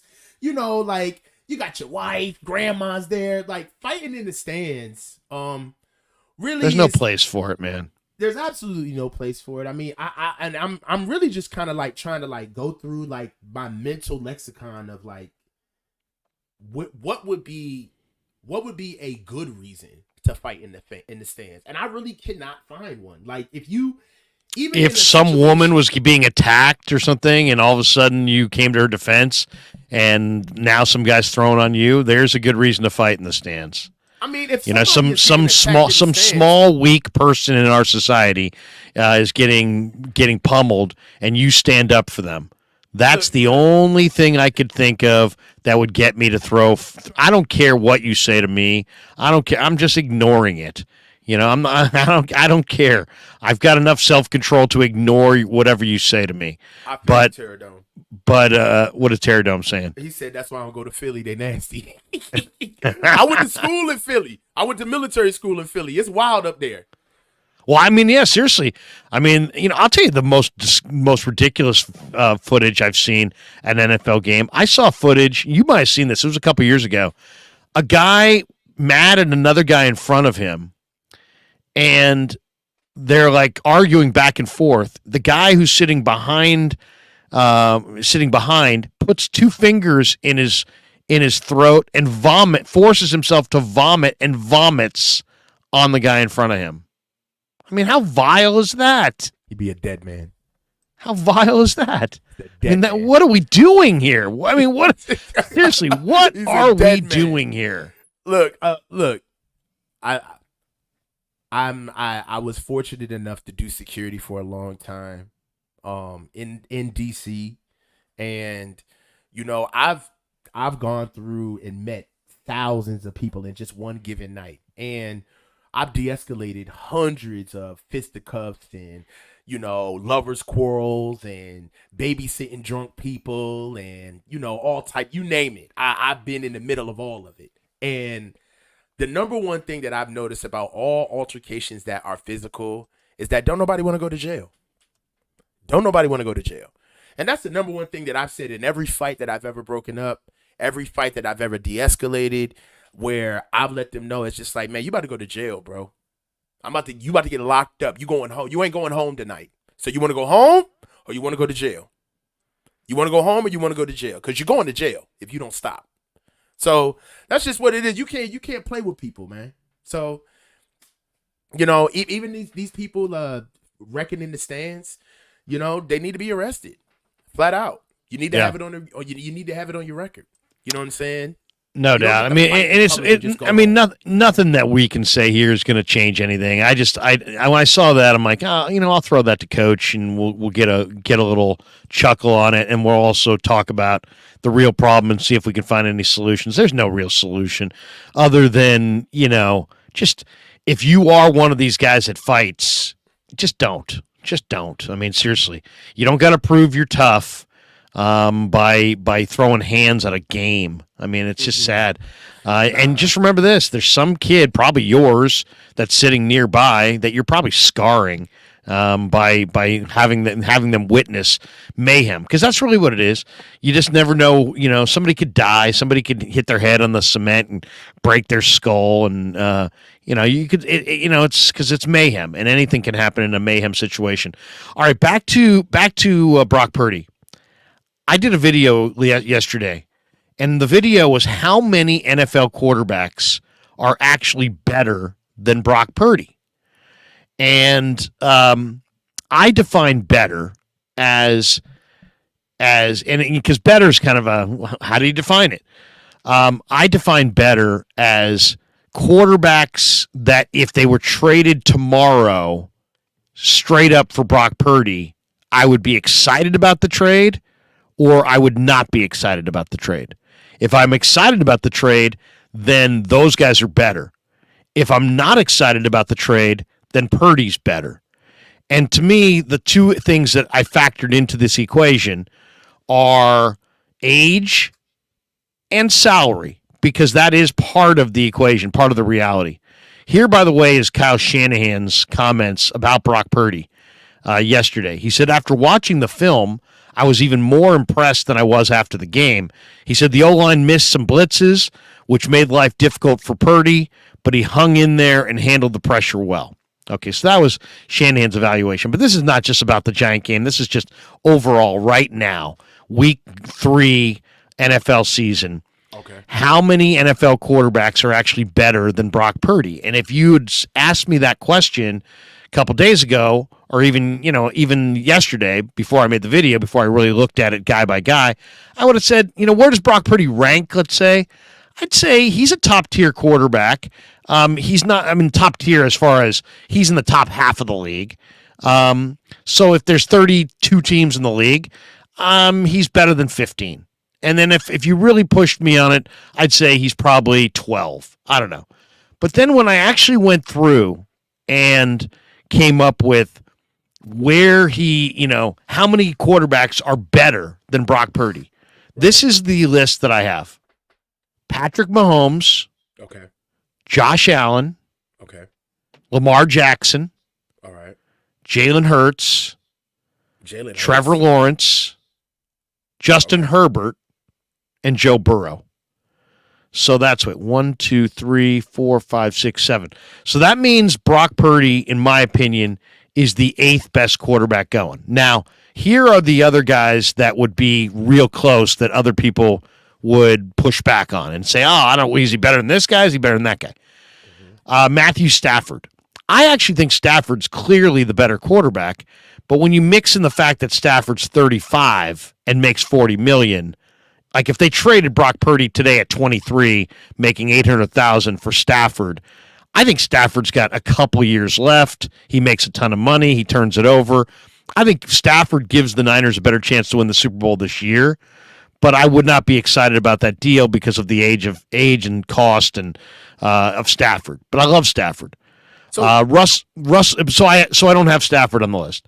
Russell Wilson makes $40 million. I think maybe even more, maybe $49 million. And he's 34, and he's not particularly playing well right now, but he's a future Hall of Famer. I mean, if you said who's the better quarterback, I would say Russell Wilson, but I wouldn't take him right now for Brock Purdy. Right. And Kirk Cousins. Kirk Cousins might be a better quarterback, but he's 35, and he makes $35 million a year. And if they traded him straight up for Kirk Cousins, I'd be pissed. Aaron Rodgers. Aaron Rodgers is clearly better. He's maybe one of the best quarterbacks of all time. He's 39, though, and he makes $37.5 million. And currently he's got a torn Achilles. He may never play again. And if they traded Brock Purdy to the Jets for Aaron Rodgers, I'd go crazy. Then there's 3 or 4 more that I want to throw your way. Tua Tagovailoa. And I'm just not a Tua guy. Now, he's a good player, and he's not old. He's 25, and he's completing 65% of his passes, and his team's undefeated, and he only makes $7.5 million. I just don't like Tua Tagovailoa more than Purdy. I don't like his durability. I don't think he processes this well. So I would not be happy if they traded Purdy for Tua. Jared Goff. Jared Goff's been to a Super Bowl. He's only 28, but I would not be happy if they traded Purdy for Jared Goff, partially because I just don't believe in Jared Goff, partially because I don't think he's that durable, partially because he makes $33 million a year. Dak Prescott.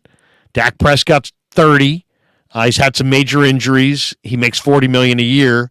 There's good days for Dak. There's bad days for Dak. But if you traded him straight up for Purdy, I wouldn't be happy with that. And then the one that's the most controversial or the most difficult to evaluate, I think, is this last one, and that's Deshaun Watson. Deshaun Watson's only 28. He makes $46 million, which is the most, outside of, I think he's close to the most. If not Russell, then it's him. But he's not playing well right now. He's got his off-field weirdness. He's only completing 55% of his passes. I just bet on the Browns the other night and lost. Maybe I'm scarred by that. But I don't know. There's something weird going on with Deshaun Watson. He's got a good line. He's got good receivers. He's got good weapons. He just doesn't quite look like in Cleveland the guy that I remember with the Texans. And so I wouldn't necessarily be excited about that. What do you think? I mean, where are you on Brock Purdy? How many NFL quarterbacks are actually better? Do you agree with my list, or is there guys that on that list that you would take over Purdy? Well, that I wouldn't. I think that the list is motivated by 2 factors. individual play and money, right? What they're actually worth, right? So if you're going to go with getting Brock Purdy versus any of the quarterbacks that you just named who are making $40 million a year, obviously it depends. It depends on what you want to move forward with. You know, do you want to save money, or are you looking for a young upstart guy? Like, case in point, Matt Stafford. I wouldn't want Matt Stafford over Brock Purdy because of Matt Stafford's injury history and Matt Stafford's money, right?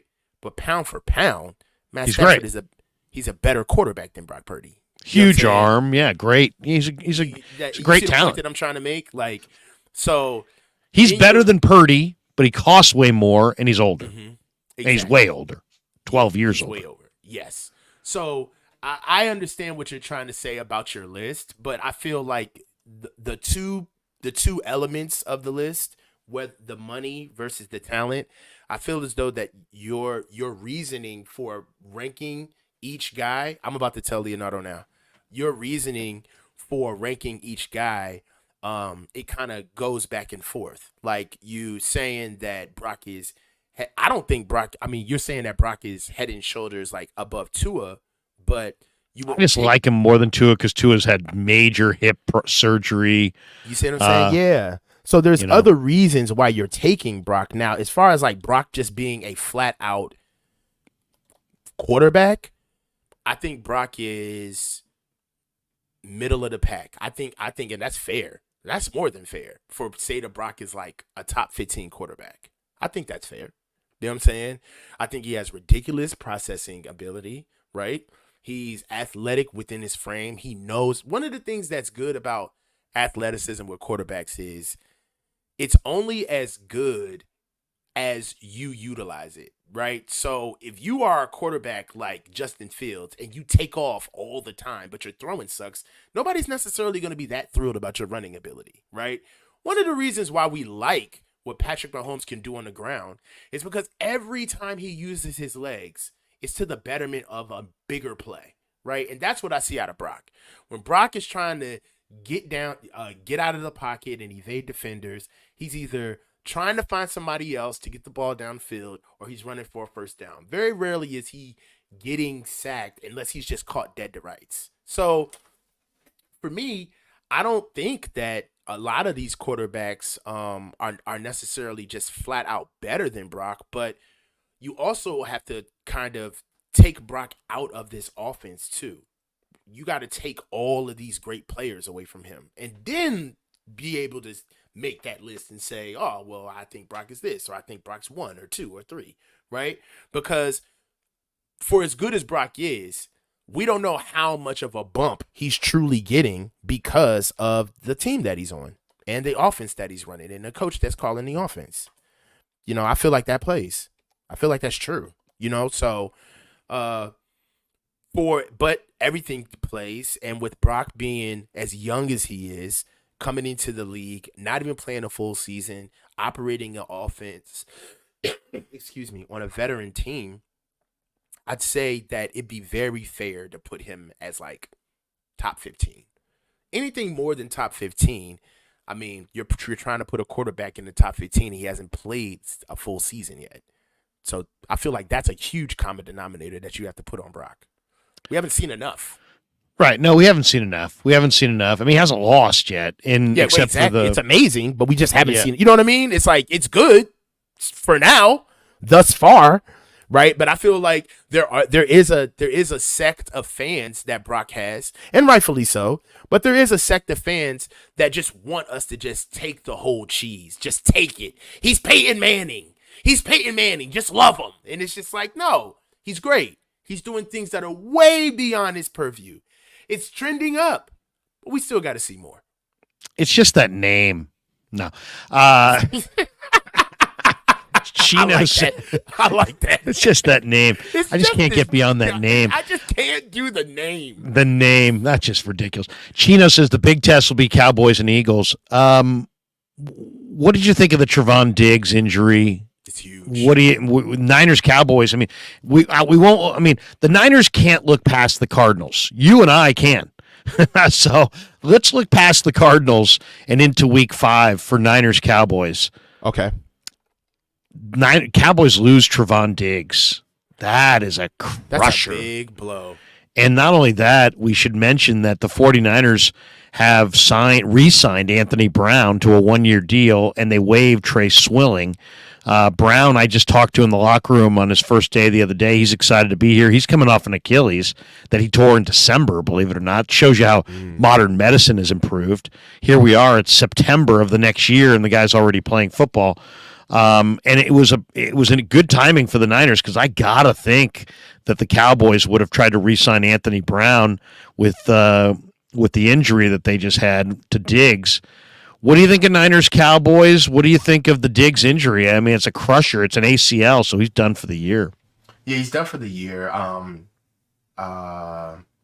They almost kind of look at him like they look at Fred Warner, but from like as far as an emotional leader standpoint is concerned, this is a really big blow for them. He's one of the best corners in the league. He's one of the best players on his team. And really, Dallas is connected from the front to the back with Javon Diggs and what they have at linebacker and Micah Parsons. So, you got to see how they bounce back. I didn't really like see who they're going to have to replace him. I haven't even scouted Dallas this year. I know they looked good against, who they played, the Giants. They look good against the Giants, but yeah, they own the Giants though. Yeah, exactly. But outside of that, I haven't even really seen what they have depth-wise for their secondary. So it's a huge blow in that big name, big guy, huge production. But in the guise of how does it really play out on the field, you never know. They may have a guy. So we just got to see how they're going to bear out his replacement and how they respond to that. But I hate to say this, and this is not being, I'm not being insensitive, but if you're going to have an injury like this, you kind of want to have it now. You know, as a football team, right? You want to just, all right, all right, it happened, rip the Band-Aid off. Let's see what we can do to move forward with this, right? Because then they have options to see if they want to make a move. This happened before the trade deadline, right? If this happened before they saw exactly what's going on with their secondary and the young guys they brought in and the secondary that they have behind them, the veteran secondaries that they have behind him. So if you're gonna have something like this, it's in a way, it's almost kind of feels like when Nick tore his ACL in New York, right? Where it's like it happened, he's down. Now we got to figure out what life is like without him for the whole year, right? Versus, you know, it could have been late in the season. Then it's just like he's just done, and there's, you know, you're past the trade deadline. You know, there's nothing we could really do to supplant what he left, what the hole he's leaving. So I'm kind of like in a wait and see mode with the Cowboys. It's a big blow, and we got to see how they're going to respond. We're coming down the home stretch, having a great live stream here this morning with the coach. Welcome to the Krueg Show, everybody. Thanks to our sponsors, MarinAutoglass.com, New York-style Italian sausage, Pig and a Pickle, the best barbecue in all of Northern California, Underdog Fantasy, and let me take a 30-second timeout for our new sponsor, Jurens.com. Hey, everyone, it's Larry Krueger with Jurens Distributing Company. For over a half century, Jurens has been the cornerstone of excellence, trusted by Sacramento's finest restaurants, bars, and casinos. But now they're excited to announce that Jurens' exceptional products will be coming directly to you. That's right. Check out their new website, Jurens.com, Jurins.com. Jurens has a vast catalog with everything you need to elevate your kitchen and craft, from premium cocktail mixes to top-notch kitchen essentials that stand up to the rigors of a commercial kitchen. And here's the best part. When you shop at Jurens.com, you enjoy free nationwide shipping. That's right, free shipping. Jurens is able to offer customers best-in-class prices on all their products because they buy directly from the manufacturer and they cut out the middleman. But wait, there's more. For a limited time, get a fantastic 10% off your entire order by using the promo code Krueg, K-R-U-E-G, at checkout. Make sure to check the link in the description and use that promo code Krueg, K-R-U-E-G, at Jurens.com. All right, Jurgens.com. Check them out. Fantastic company, and thanks to them for being a sponsor. A couple last topics before we call it quits. There is a interesting trade proposal that I read today saying that the 49ers should call the Raiders about Hunter Renfrow.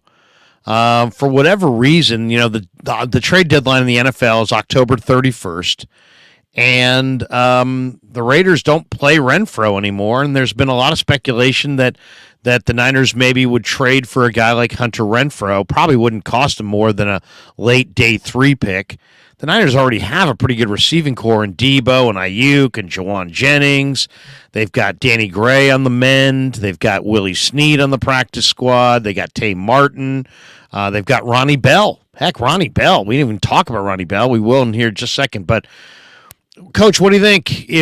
Are you a Hunter Renfrow fan? Does that make sense to you at all? No go. It would be. I mean, it would. All right. So look, let's talk about the good. It makes sense, right? A yak guy, be able to get open, tactician, route runner, right? He was a Pro Bowl. Believe it or not, he was a Pro Bowl receiver in 2021. He had 103 catches that year, 9 touchdowns, but he's been in steady decline since. The Raiders have thrown 50 passes. Only 1 has been aimed at Renfrow. He made the catch for 23 yards. But I don't know if he's in Josh McDaniels' doghouse or what, but his production has just plummeted. I'll keep. He's only 27. Bell. I'll keep Ronnie Bell. That don't fall for the cheese. Every once in a while, not even once in a while, this happens every year. There's a player whose name is bigger than his actual production, and we haven't found out yet. But the team that's with them is giving all of these signs that we don't use him anymore. Now, is Hunter Renfrow in the doghouse? I've never known Hunter Renfrow to be a malcontent at all. I don't even know what Hunter Renfrow's voice sounds like. So no, I don't think I don't think he's in the doghouse. I do think he's gotten older, and they're trying to hide the fact that his production isn't starter caliber anymore, and they're looking for a sucker. I think that we're good with Ronnie Bell. We should stand pat with what we got. I like Ronnie. Ronnie's coming off of an injury of his own. I'll take the 22-year-old Achilles versus the 30-plus-year-old injuries. Like I don't want to disrespect Hunter Renfro's significance to the league. He's class personified. His reputation precedes him. But now I wouldn't even kick the tires on Hunter Renfrow. We got enough. Now, if you're gonna look at somebody, I would look at Chandler Jones. I mean, you know what I'm saying? What's going on there? I don't know, man. I don't know. Something's weird's going on there. It's very weird. It's very weird. And he's like posting things, like he's like posting text conversations and shit. So I don't know what's going on, but just to kind of stay on topic, I wouldn't go after Hunter Renfrow. He's a little long in the tooth. He's barely making it through seasons now. Now, when you get him healthy and you get him out there, great. But for what he does, he's not a difference maker. He's not. You can find that. For what he does, you can find that. You know, Ronnie Bell, if you think might be better right now. We may have Ronnie Bell in the building who's better than Hunter Renfrow currently. Right. We don't even know what Hunter Renfrow is, right? So a lot of name recognition goes a long way in this league. But sometimes you got to delve a little deeper to understand that sometimes if they're leading with the name, it's because the production isn't there anymore. Couple last ones. There are 53 qualified NFL offensive tackles, and Pro Football Focus, which I like some of their rankings. I don't know. I don't always agree with their stuff, especially when it comes to on the line of scrimmage. Mm-mm. But Pro Football Focus has pass block grades ranking the top tackles in pro football. Right. Number 1 on the list, Trent Williams. Number 33 on the list, Colton McKivitz. Guess who checks in at number 52 on the list? Who? Mike McGlinchey. Mike McGlinchey, coach, is having a rough start to his year with the You Broncos. Don't say. He has struggled. He's on pace. Mike McGlinchey's on pace to allow 102 pressures over a 17-game season. Talk about paying. This is why you don't pay average players big time in free agency because the Niners were smart to let McGlinchey go. Was he okay? He was okay. Was he really good? No, he's not really good, and he's not really good in pass protection. If anything, I think he's a liability against speed rushers, and he's not even old. Imagine what he'll be in 2 years when he is old. To me, the Niners dodged a major bullet by letting McGlinchey walk, and I kind of, even though McKivitz is not great, when you factor in the money saved, it's a total win that they went with McKivitz over McGlinchey. All right, man. So if we're going to talk about victory laps, I am so glad that Mike is not here anymore. Like, he was just, we spent the first round. If he was a fifth round guy, then it would kind of like be like, yeah, man, it's proud to see what he's turned into, right? But, man, he was born on third base and thought he hit a triple, man. He just was always like putting forth this energy as if he was like this Pro Bowl, all pro tackle. And it's just like, dude, we got the film. He's struggling as we thought, as we knew. I'm glad they didn't pay him, but the underlying caveat to this is he should have stayed. What should have really happened is that Mike McGlinchey is not a perfect offensive lineman. He's not even like an above average offensive lineman in the pass game, but he was really good for what we did, right? Especially in the run game.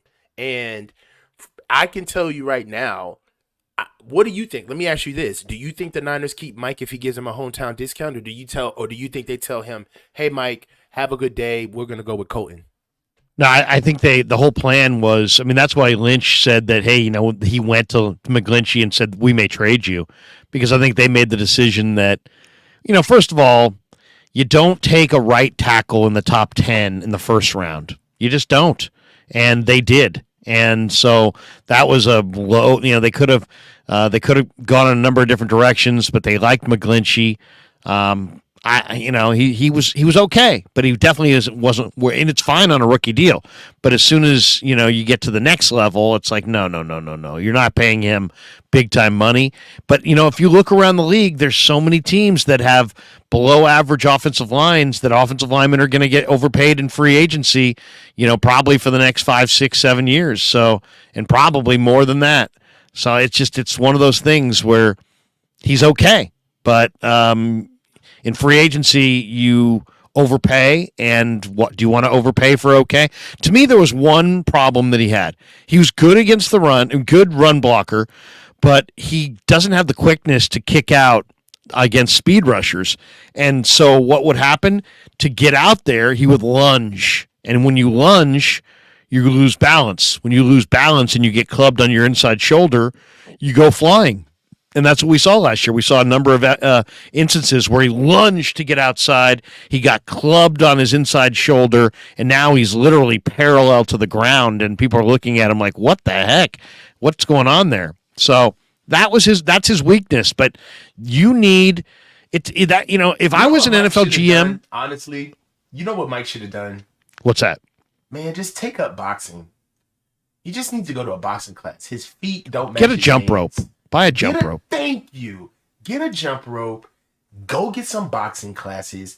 Learn how to match your feet with it's a coordination issue. That's really is with Mike. Because he's strong as all get out. He's strong in the run game. Right? He actually has power. And he's smart.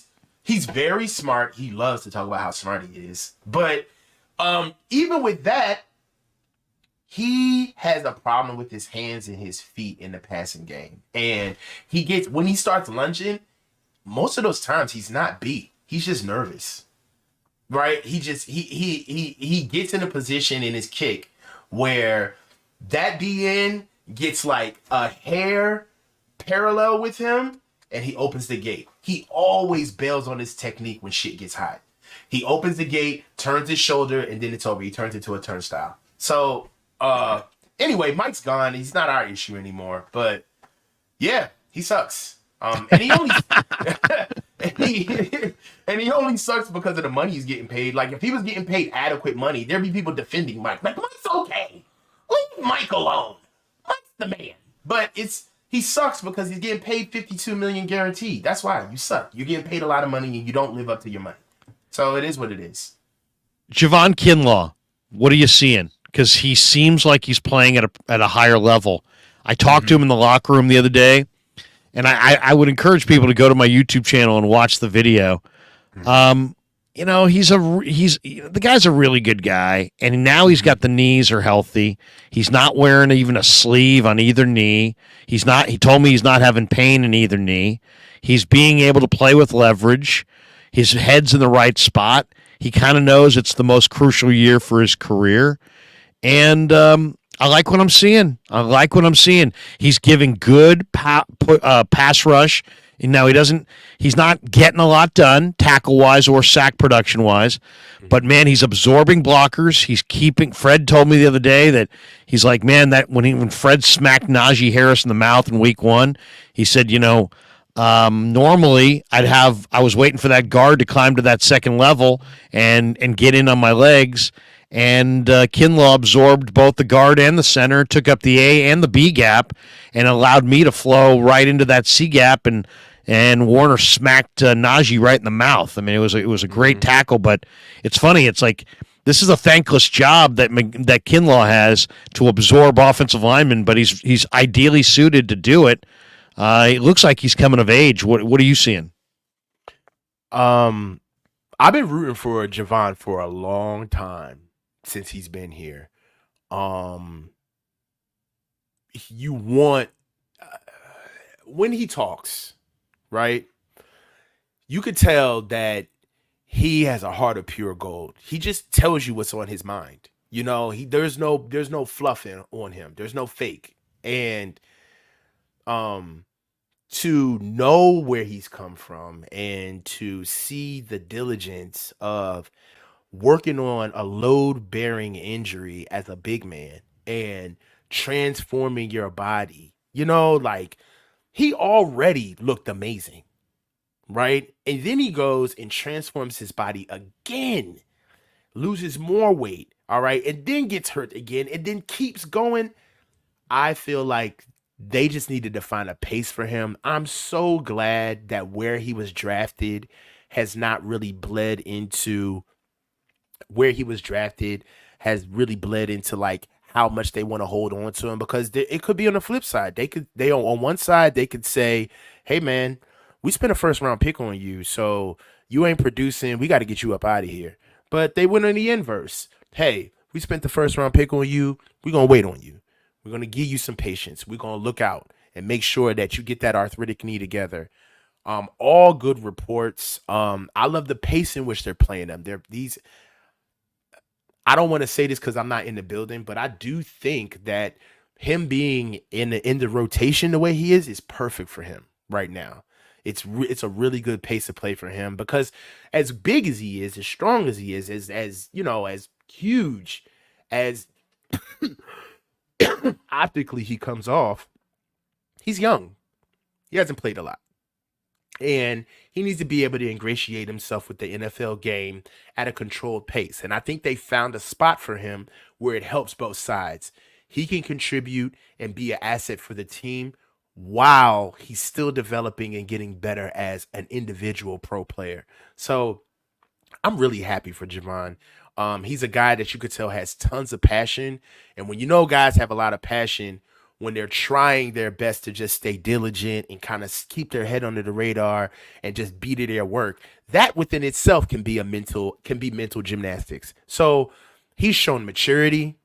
He's shown compassion with being able to work with his body, not giving up on himself or the team.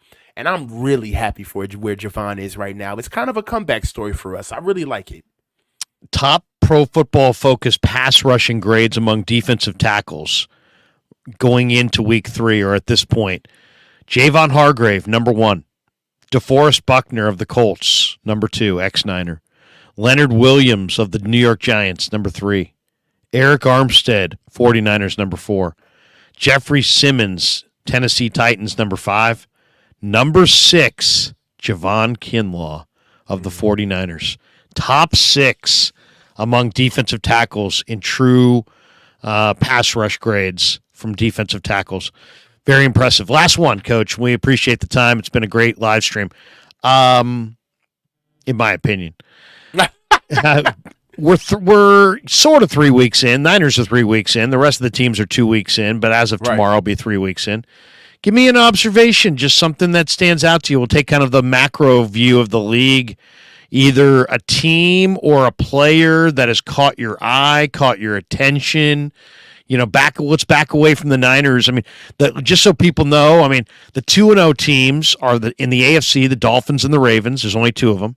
In the NFC, it's Dallas, Eagles, Washington, 2-0.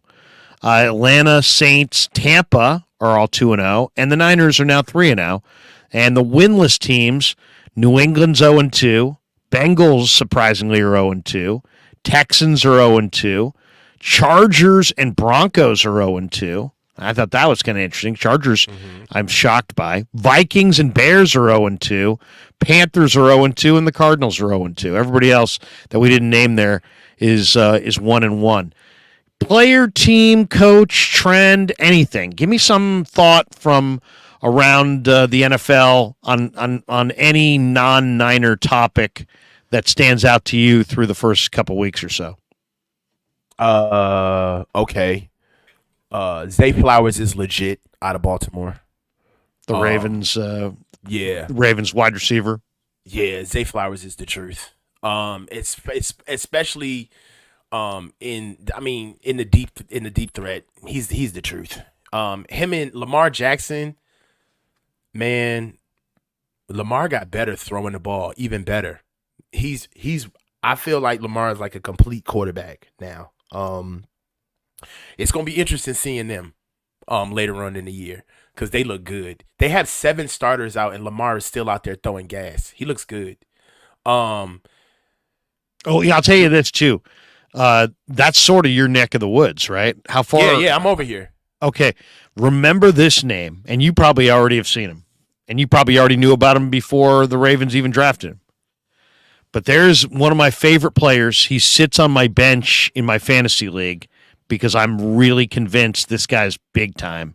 Okay. And that is Keaton Mitchell, who played for the ECU Pirates, who the Ravens drafted. He's a tiny little back, but guess what? This guy's fast, man. Really fast. I like Keaton Mitchell. I think he's going to be heard from.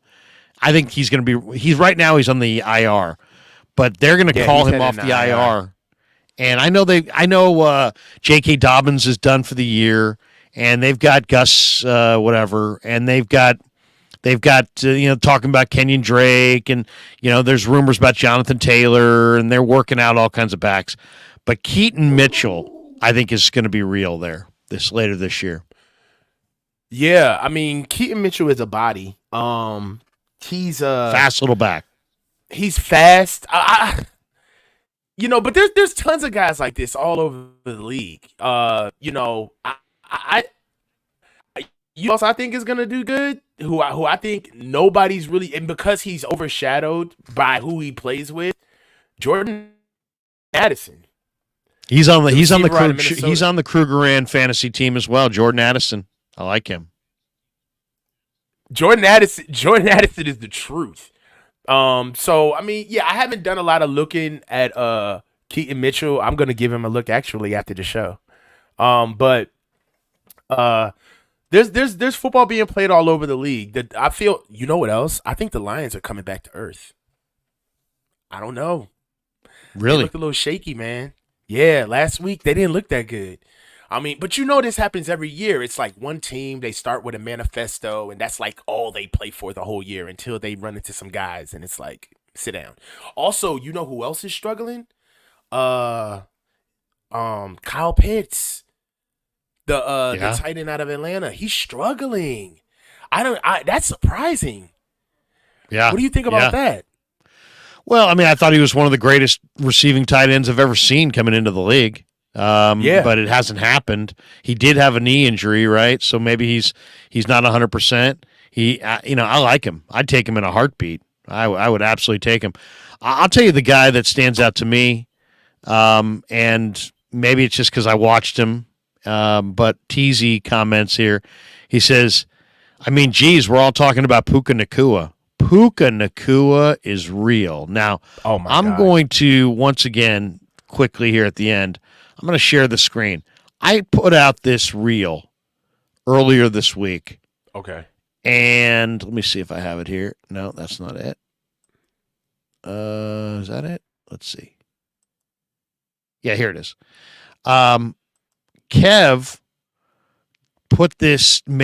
my son made this into a IG reel.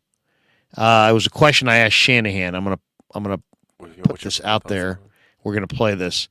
Here's Shanahan. I asked Shanahan about Puka. Listen to Shanahan, and Kev did all the video and the words. I put this thing out on Instagram earlier this week, Coach. It has nearly 400,000 views. Watch this.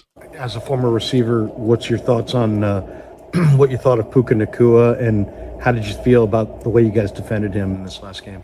He was great. He's a really good football player. We liked him a lot coming out of college. I think I compared him to Javon a little bit last week, and just the energy he plays with, how tough he is.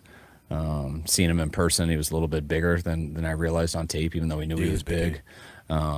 But just the way he did it all game, the stamina he had, how hard he played, and that's why Stafford got a lot of confidence as he went. We gave him a little bit too much room. That's why he had to tighten up as the game went on. As a former, there you go, a little Puka Nacua. To me, this guy has really stood out, Coach. My goodness, he runs these stop routes. He runs jet sweeps. He runs swing. They throw swing passes to him in the flat, screens, slants, everything within 5 to 10 yards of the line of scrimmage. But the guy can catch it in the crowd. He's got true hands, great ball skills. As Kyle said, he's stronger than you think. He's a little faster than you think. He's a little tougher than you think. He's bigger. Man, that guy's going to have he might be the offensive rookie of the year in the league. He's got a ton of upside. Yeah. No offense to Jennings, but Jennings wishes he had the Puka Nacua game. I think Nacua might be better. Okay. I love Jennings, but come on, man. You wild, Larry. Look, you love stirring the pot. Look, he's like, geez. Jawan, third and Jawan and all, but come on. Look, man, Puka's nice for what he does. He's getting a lot of balls. Jawan wishes he saw that many fucking targets, right? He's not getting so right there off the rip, Puka's not going to get that many targets if he was here, right? And we don't know what this kid can do physically. Jawan Jennings is a grown-ass man in the run game. Put some respect on Jawan's name, man. No question. He's a grown man. So, Puka's good. He had a couple of games. But, Jawan right now is kind of scaring the Niners into letting them know that they can't afford him, right? So that's kind of like where we are now. Now, is Puka faster, has better ball skills than Javon? We don't know. I know he's faster. We know he's faster, but he's good. I don't know, but Puka's real. It's like the Niners played zone in the first half against the Rams, and he caught everything all first half. Second half, they manned up and they tightened the coverage and they closed that gap a little bit. And, he can't run by you, so you should be able to man up on him with a good, solid NFL corner. But, man, Puka, he impressed me, man. He impressed me. He did. I talked about him. He impressed. I'd be lying if I said he didn't. He impressed me. I was very impressed. I talked about him in the post game with Vish. He impressed me. So, good on him. But, there was a time when Jawan. Hold on, what round did Puka get drafted in? It's a good question. Let me see. My guess would be third or fourth. Let me see. Hold on. I'll say this. There was talk that the Niners were interested in him prior to the draft. Really? And he was in the fifth round, pick 177. Fifth All round right, pick. yeah. It's a Javon nice got pick. picked up in that's a sexy pick, a 5th round pick for that much Jesus. production. That's kind of Yeah. crazy. These BYU guys in the 5th round. What about it? But yeah, Javon got picked up in the 7th, right? Yep, 7th. Yeah. But Javon ran 4.7. 4.7. You know, it's interesting. Lynch told some guys that when they first the regime took over, they first started saying, hey, we want guys who can separate. Speed. Now they're looking for ball skills and size and a little bit because the game's physical.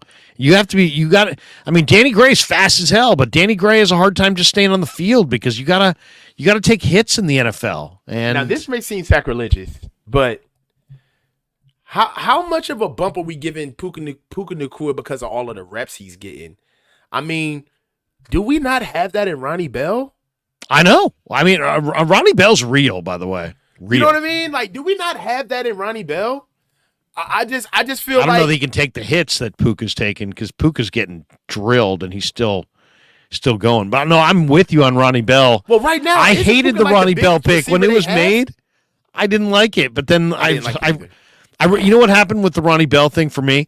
I read the Dane Brugler scouting report, which went really deep, and I was like, wow. It hit me because I read that Ronnie Bell's dad coaches wide receivers in college, and that tells me everything I need to know. That means he's super refined, and he's like a 7-year vet.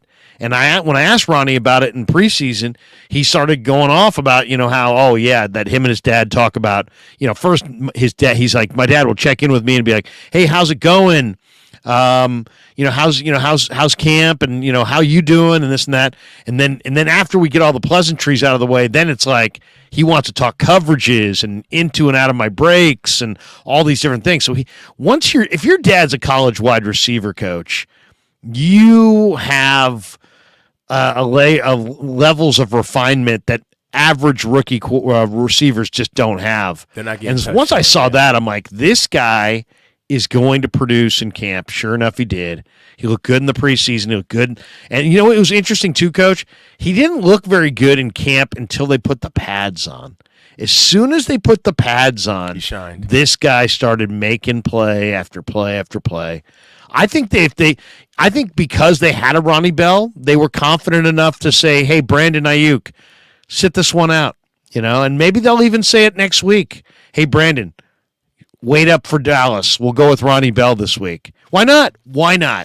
I'd rather have Brandon Ayuk 100% for Dallas and go with Ronnie Bell against Arizona than force Brandon Ayuk to get out there. Larry, I wanted to sit him when I tweeted that. He was clearly hurt. He needed to sit right away. I feel like he got even more hurt still playing. Like, I'm worried about He did. that. We got to see how he's going to bounce back from that. But yeah, as soon as he got hurt, then I saw him like laboring through it, like fighting through it. It was like, nah, sit him down. It's week 2. Sit him down. And here we are in week 4 coming up. He may be, I would start looking a little worried if he's not back by Arizona. Yep.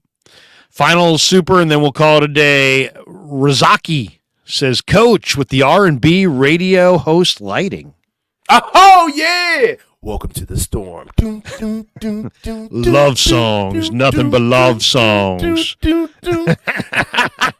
Welcome to the storm. Have a good night, everybody. Coach, Hannibal in the house? Yeah, he actually just came over here. He upset. It's raining over here, man. Can we see Hannibal, or is he too far away? He's too far away. He just ran off. That's a beautiful dog, man. Yeah, it's my That's boy, a beautiful man, my dog. son. What kind of reaction do you get when you're running with him? Because some people could look at that dog and be scared. Uh-huh. Yeah, well, he is menacing. He's a big dog. He's 160. But he don't know how big he is because I'm so big. So Right. he just flops on me. He thinks he's a lap dog. He really does. So How long have you had him? I had him since he was a pup. I could fit Hannibal in my hands. I had Hannibal at 1 month old. So he Wow. was And 4 how old is he weeks when now? I got him. He's 7. He'll be 8 in March. Wow. Yeah. So that's my boy, man. It's my Good guy. looking, good looking dog. He's a You gonna watch any college ball today? 2:30, Colorado, Oregon. Who do you like? Oregon's 3 Oregon. touchdown favorites. Oregon. Really? Oregon gonna smack them boys. I mean, if they do, I told you when we talked about college football last time, you were talking crazy about your Texas A&M Aggies playing Miami. Remember that? Right. You guys got smacked. Yeah, I know. It's bad. It's bad. But he always does this. The Aggies He are has disappointing sometimes. He has these great recruiting classes. Oh, they have. He doesn't do anything with them. They have. The Aggies have some of the best recruits. Shamar Johnson, and they got all these guys. Unreal. Yeah, I mean, guys who A-Kane now at the Dolphins is an Aggie. Okay, here's my pick for the day. First of all, what's the deal? What's the score of Clemson? I like Clemson to beat FSU. What's the score of that? Let me check that real quick. FSU. You got Clemson beat? I think this is a down year for Clemson. Clemson's D's you good think though. Clemson's gonna beat 17-17. I like Clemson today in Death Valley. I like Clemson's defense. My pick today. Who do you like in Notre Dame or Ohio State? State. Really? I would say that, but it's in South Bend. And, dude, Sam Hartman he's got 13 touchdowns already. The Wake transfer? Yeah, but these are kids, though. This ain't like, you know what I mean? Like it's Buckeyes -3. It's Buckeyes -3. That alone should have them ready to play. That I'm going to alone. watch. I got 2 games I'm going to watch today. Tonight I'm going to watch my favorite college quarterback, Michael Penix, for Washington against Cal. You like this guy? Yeah, I like Penix. I think I'm going to take Washington to the tees to the under. So it's Washington -20.5. That's too many. But I'm going to tease it down 7.5 points and then tease it up from 57 up to the mid 60s and go under. So I'm going Washington on the tease, 7-point teaser to the under. But my other favorite bet of the weekend, we'll see if it hits. I like Louisiana Lafayette given 10 against Buffalo. Louisiana Lafayette's quarterback's out, but the backup quarterback's good. And a buddy of mine told me Louisiana Lafayette. That's going off later. I'm going to bet that. I think Coach, great stuff today. Have a fantastic weekend. And then Albert Soto asked one on the chat. He said, Larry, Larry, who's that back from Baltimore? Keaton Mitchell. Keaton Mitchell. Small little back, but he's very, very fast. Just go onto Twitter and type in Keaton Mitchell, Keaton with a K, and you'll see Ravens fans saying, watch out for Keaton Mitchell. He's coming. We got this one from Christopher Andrew. He says, disappointed. Krug only answers super chats, though. I love the insight, but damn. LOL. All good, though. No, we look at chat. We look at the chat all the time. We're always looking at the chat. It's just that Coach and I have got so many things to talk about that, and literally we're getting thousands of chats. Thousands. But I try to mix in a few. I mean, sometimes I'll go non-super chats the entire show. And there's times where, when I do call-in shows, sometimes I'll go back and forth more with the chat. You're right, though. Here's one. Mike Nichols. Coach, you're awesome. Mike! There you go. Hey, I want everybody, there's, 500 people hanging. Bang _49. Bang apostrophe, not apostrophe. Yeah, what is it's that? A dash. Dash. Bang _49. Come on through, guys. Come through. Rock with your Go boy. sign up for Coach's channel, everybody. Go give him a like and subscribe. The guy's passionate. He's knowledgeable. He's with us every Saturday. It's one of our favorite streams of the week. Coach, have a great Saturday, man. Really enjoyed your perspective. I love our conversations. We'll do it again next Saturday. You are my guy, Larry. I love these conversations. I love doing the show with you. And I just love your fan base, man. You've been in the Bay. You've been in this area for decades. So this YouTube thing is just another continual. You're muted again. This is just another. If you were ripping me, I wouldn't have said you were muted. I just would have let it go. But since you were complimenting me, I'm like, hey, unmute that. I wouldn't do this. But no, really, it's just I do feel the love of the Bay. I feel the work of your hard career. It's showing through your YouTube channel, man, and it's awesome. It's really good to see, like, your people here, and I'm glad to be here as a guest anytime you have me. Well, we're thrilled to have you. And Golden Goat says, yeah, what is Coach's channel? Way better than Krueg. He at least has honest takes. All right. Well, now Come on, couldn't we just compliment Coach? Do we have to drop the drive-by on me on the way out there? Callie, I will get a new microphone. It's gonna get handled. It's no excuse. It's bum sauce. I'm literally getting off of here and getting a mic. It's ridiculous. Yeah, seriously, because the lighting's great and the chair's great and the whole setup. Christopher Andrews says, "Damn, Krueg, how you gonna blast me like that?" LOL. And then Golden Goat just says, "Hey, Krueg just says what he thinks people want to hear." Come on, come on. That's the last thing I try to do. Mitchell and Ness, me on the show. Exactly. Mitchell and Ness says just subbed to the coach. There you go. Man. Mitchell and Ness likes you more than he likes me. Yo, no. And Mitchell, you're sick, man. Get better. I heard he had COVID. I saw you in the chat saying that COVID had you feeling bad, man. Get better, Brody. Yeah, seriously, get better. All right, Coach, have a great Saturday. We'll talk to you next week. Always, Larry. Peace. The coach, he's fantastic. Absolutely fantastic. All right, let's go one more mention of our sponsors. Mitchell and Ness says, thanks, man. Yeah, no, I didn't know you had the COVID. Oh, the COVID. I've had it twice. And first time it was really bad. The second time, not as bad, but get well. Get well. It always sucks either way.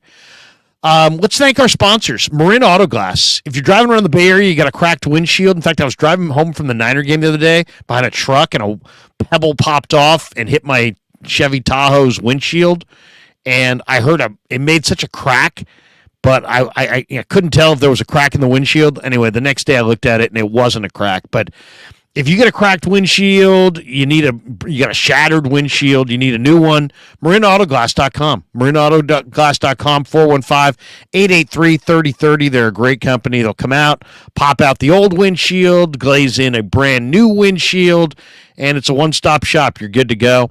Thanks to New York Style Italian Sausage. It's the only kind of Italian sausage I will eat, and the only kind of Italian sausage you should eat is New York Style Sausage Company, and they make a phenomenal product. You can find it in almost any grocery store around Northern California, and throughout parts of Southern California and even into Arizona. They're expanding, so you'll see it more and more as time goes on. New York Style Italian Sausage. And, of course, we're brought to you by Pig and a Pickle, the best barbecue in all of Northern California. Pig and a Pickle is fantastic. 2 locations, Emeryville, Corte Madera. They're open from 11 a.m. till 8 p.m. or until they run out. Get the brisket chili. It's all great. Go say hi to Damon. Go say hi to Mary. He calls me and texts me 2-3 times a week saying, hey, this guy came in and dropped your name, and that guy came in and dropped your name, and he loves it. So go in there, tell him that Krueg sent you, and get some barbecue. Man, you're going to love Pig and a Pickle. We're also brought to you by Jurens.com as well as Underdog Fantasy. And good stuff. Really enjoyed the coach. Thanks to all you guys in the chat. Have a great Saturday. Once again, I'm rooting for Notre Dame later today. I think Notre Dame is going to cover with Sam Hartman against Ohio State. Ohio State's given a field goal. I'm taking Cal. I'm taking UW. In the teaser to the under, and I'm going Louisiana Lafayette over Buffalo. Louisiana Lafayette over Buffalo.